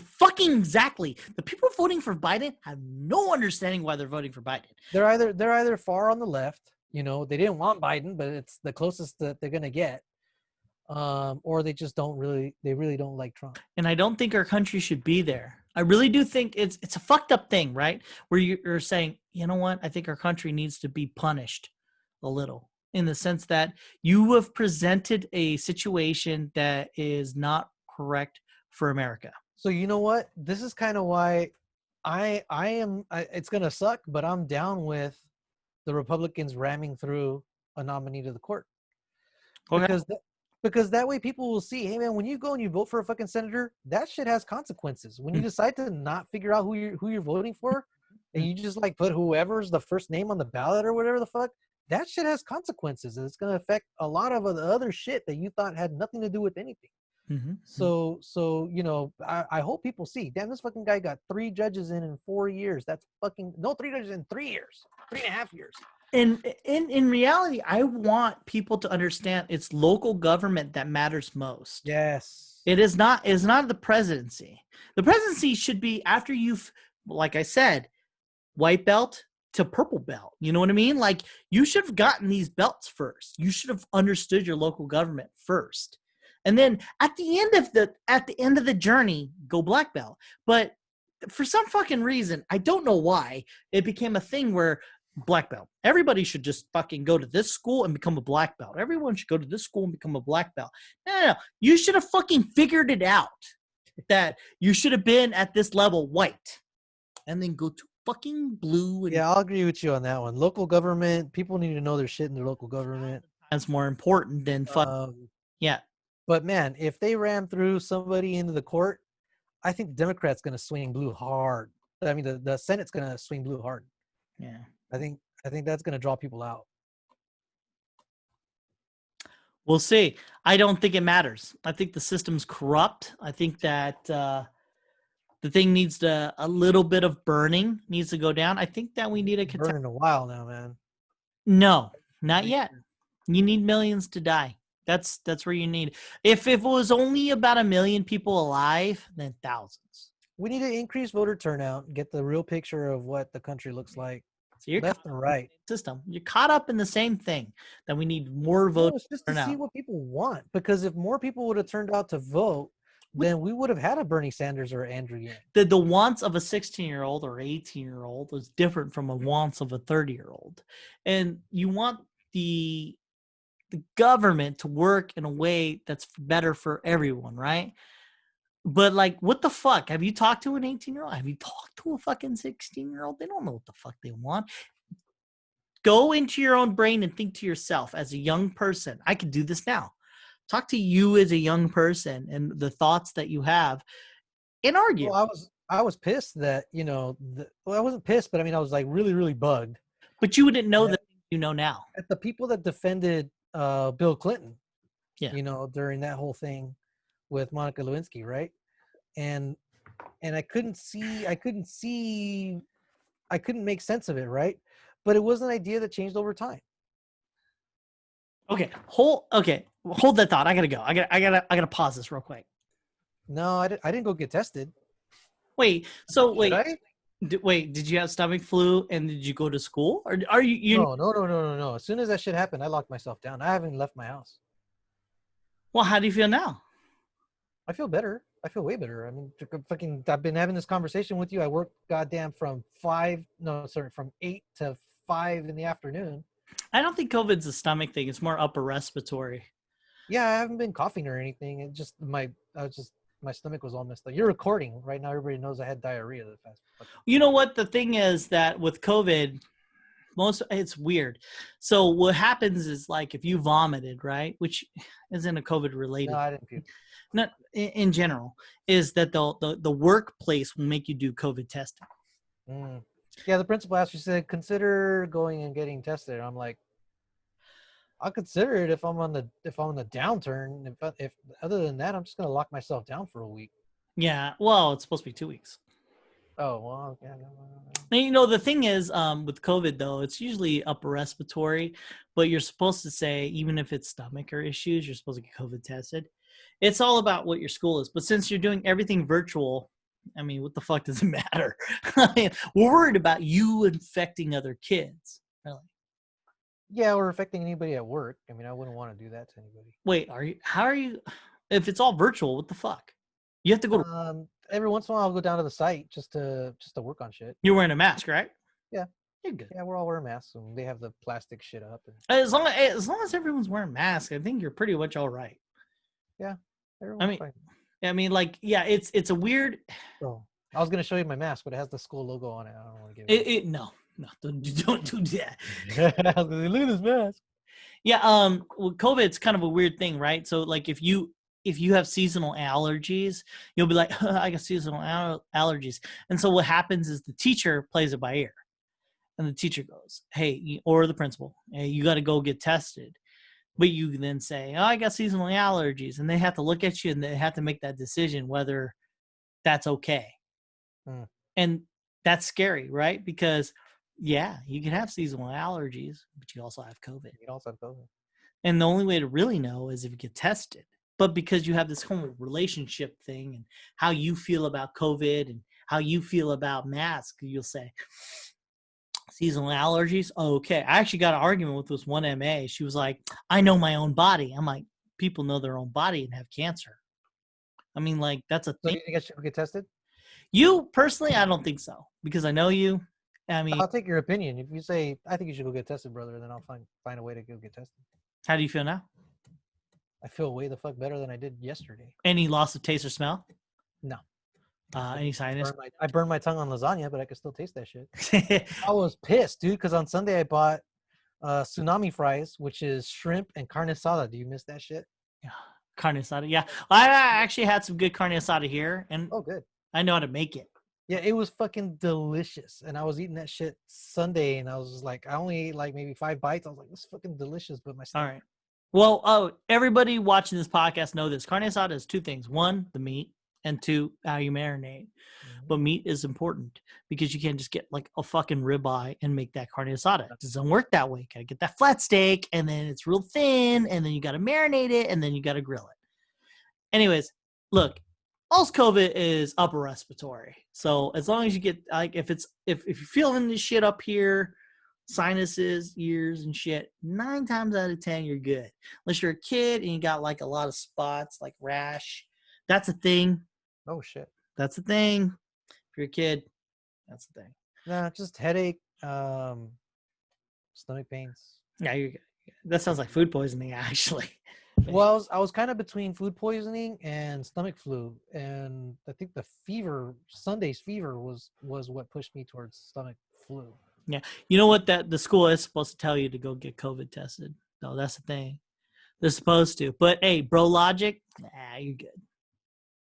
I'm gonna look and see what I gotta do. No, well, I mean, fuck. You said you had a fever. You're gonna get. Maybe I'll get the afternoon off. They're gonna tell you. Well, shit. I mean, you get COVID test. The only COVID test that really, really works is the PCR test. They stick it in your nose. That's the most accurate one. Everything else is fake. Like when they do the blood test, that's really just an antibody test that's not FDA approved. It's like, I think it's like 30% like effective. I don't know. They'll test me there, but I mean, like the blood test isn't like, they fast track that test. So it's not that accurate. So the antibody, that's why you're getting these, the antibodies are kind of right. They're kind of wrong. You know what I mean? Like, oh, you didn't test for antibodies, but I'm pretty sure I had it. You're kind of like, I don't know. It's like kind of like allergies. When you take an allergy test, like blood wise, it's kind of like a window in time. And like, oh yeah, you're not allergic to eggs, but reality, you probably are, you know, but you don't know. It's kind of like that test. The PCR test is tried and true. So when they put it in your fucking nose and they culture it and shit, it's pretty accurate in comparison to all the other tests. So if you're getting a fucking test where they put it in your fucking nose, like real far, it stays in there for about 10 seconds, it comes out, and you get your test results the next day, that's pretty accurate. So if you're going to do COVID testing, that's the way to go. If somebody tells you to put the fucking thing in your nose yourself, well, that's probably not going to be that accurate. Yeah, that's the thing. Yeah, I wouldn't do that. I feel like I'd only put it like right here on the edge. Oh, yeah, I tried to do that. Because the flu test is the same thing. And I tried to do that shit to myself, and I didn't get that far in. I'd be like, can I just blow on it? You know what? Okay. Insider track, I've seen that work, like boogers onto the thing, like they blew their nose onto it, and I've seen it pop positive for flu. So the test that you're doing that's getting sent out, it's similar to the flu test. So I don't know, man. Maybe bro logic, I can see that working, but I know definitively because I've tested lots of people, hundreds of people, and they've tested positive. Not all of them, but I mean the 10 out of 100 is you put that shit right in their nose, like far in there, and you let it stay there for You're trying to convince me to go. 10 seconds. Well, I mean, there's a lot of places that are doing the COVID testing, but are they legit? You know what I mean? Like, as in they'll do this thing where they'll kind of put it in both nostrils because it's like, okay, so this is the test. In your nose, 10 seconds, come out. It's out. But they don't want to do that. So because people curse and shit. So they put it in the one side and they put it in the other side. And then they put it in the thing because they figured, more bang for your buck. And that does work. But legitimately, in your nose, 10 seconds, come out. Then out. I don't know. Do you want to get the test? It's up to you. I mean, I'd like to get the test. I mean, I'm curious. You should. Well, I mean, like, I don't think you'll be positive because I've seen this stomach. Usually it's not a thing for COVID. COVID is usually not a stomach thing. I mean, maybe it does happen. I have a theory behind that. I think that people who have COVID probably had something else. They had stomach, but I'm seeing COVID only being an upper respiratory thing. I don't know. I'm not a doctor. So. All right, brother. Where are we landing? We got to go. Yeah. What do we say? This is going to be an hour? It's 2 and 30 minutes. So we fucked up. But I'm going to go get, after this, not immediately after, but next podcast we do, I'm going to take a little bit more of a deeper look in the facts and the non-facts. And then I know you're going to do the same. We're going to come back and then reset. But I also had a segment that I wanted to do called Fun with Words. And I'm going to take a word and then go and extrapolate where it came from, what it means, and why is it that we think the way what we do. So it'll be a little tidbit for That you. sounds cool. When I first thought of it, yes. Then I thought about it longer. I'm like, could suck. So we'll see. All right. As always, if you like our podcast, go please like and subscribe on the Podcastforwe YouTube website. And I have a Podcastforwe website, www.com, podcast for me, whatever the fuck.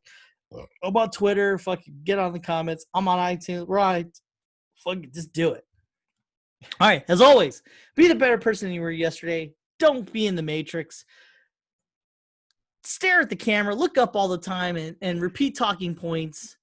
Okay. Yeah, exactly. And as always, stay frosty. Stop the video. I think I hit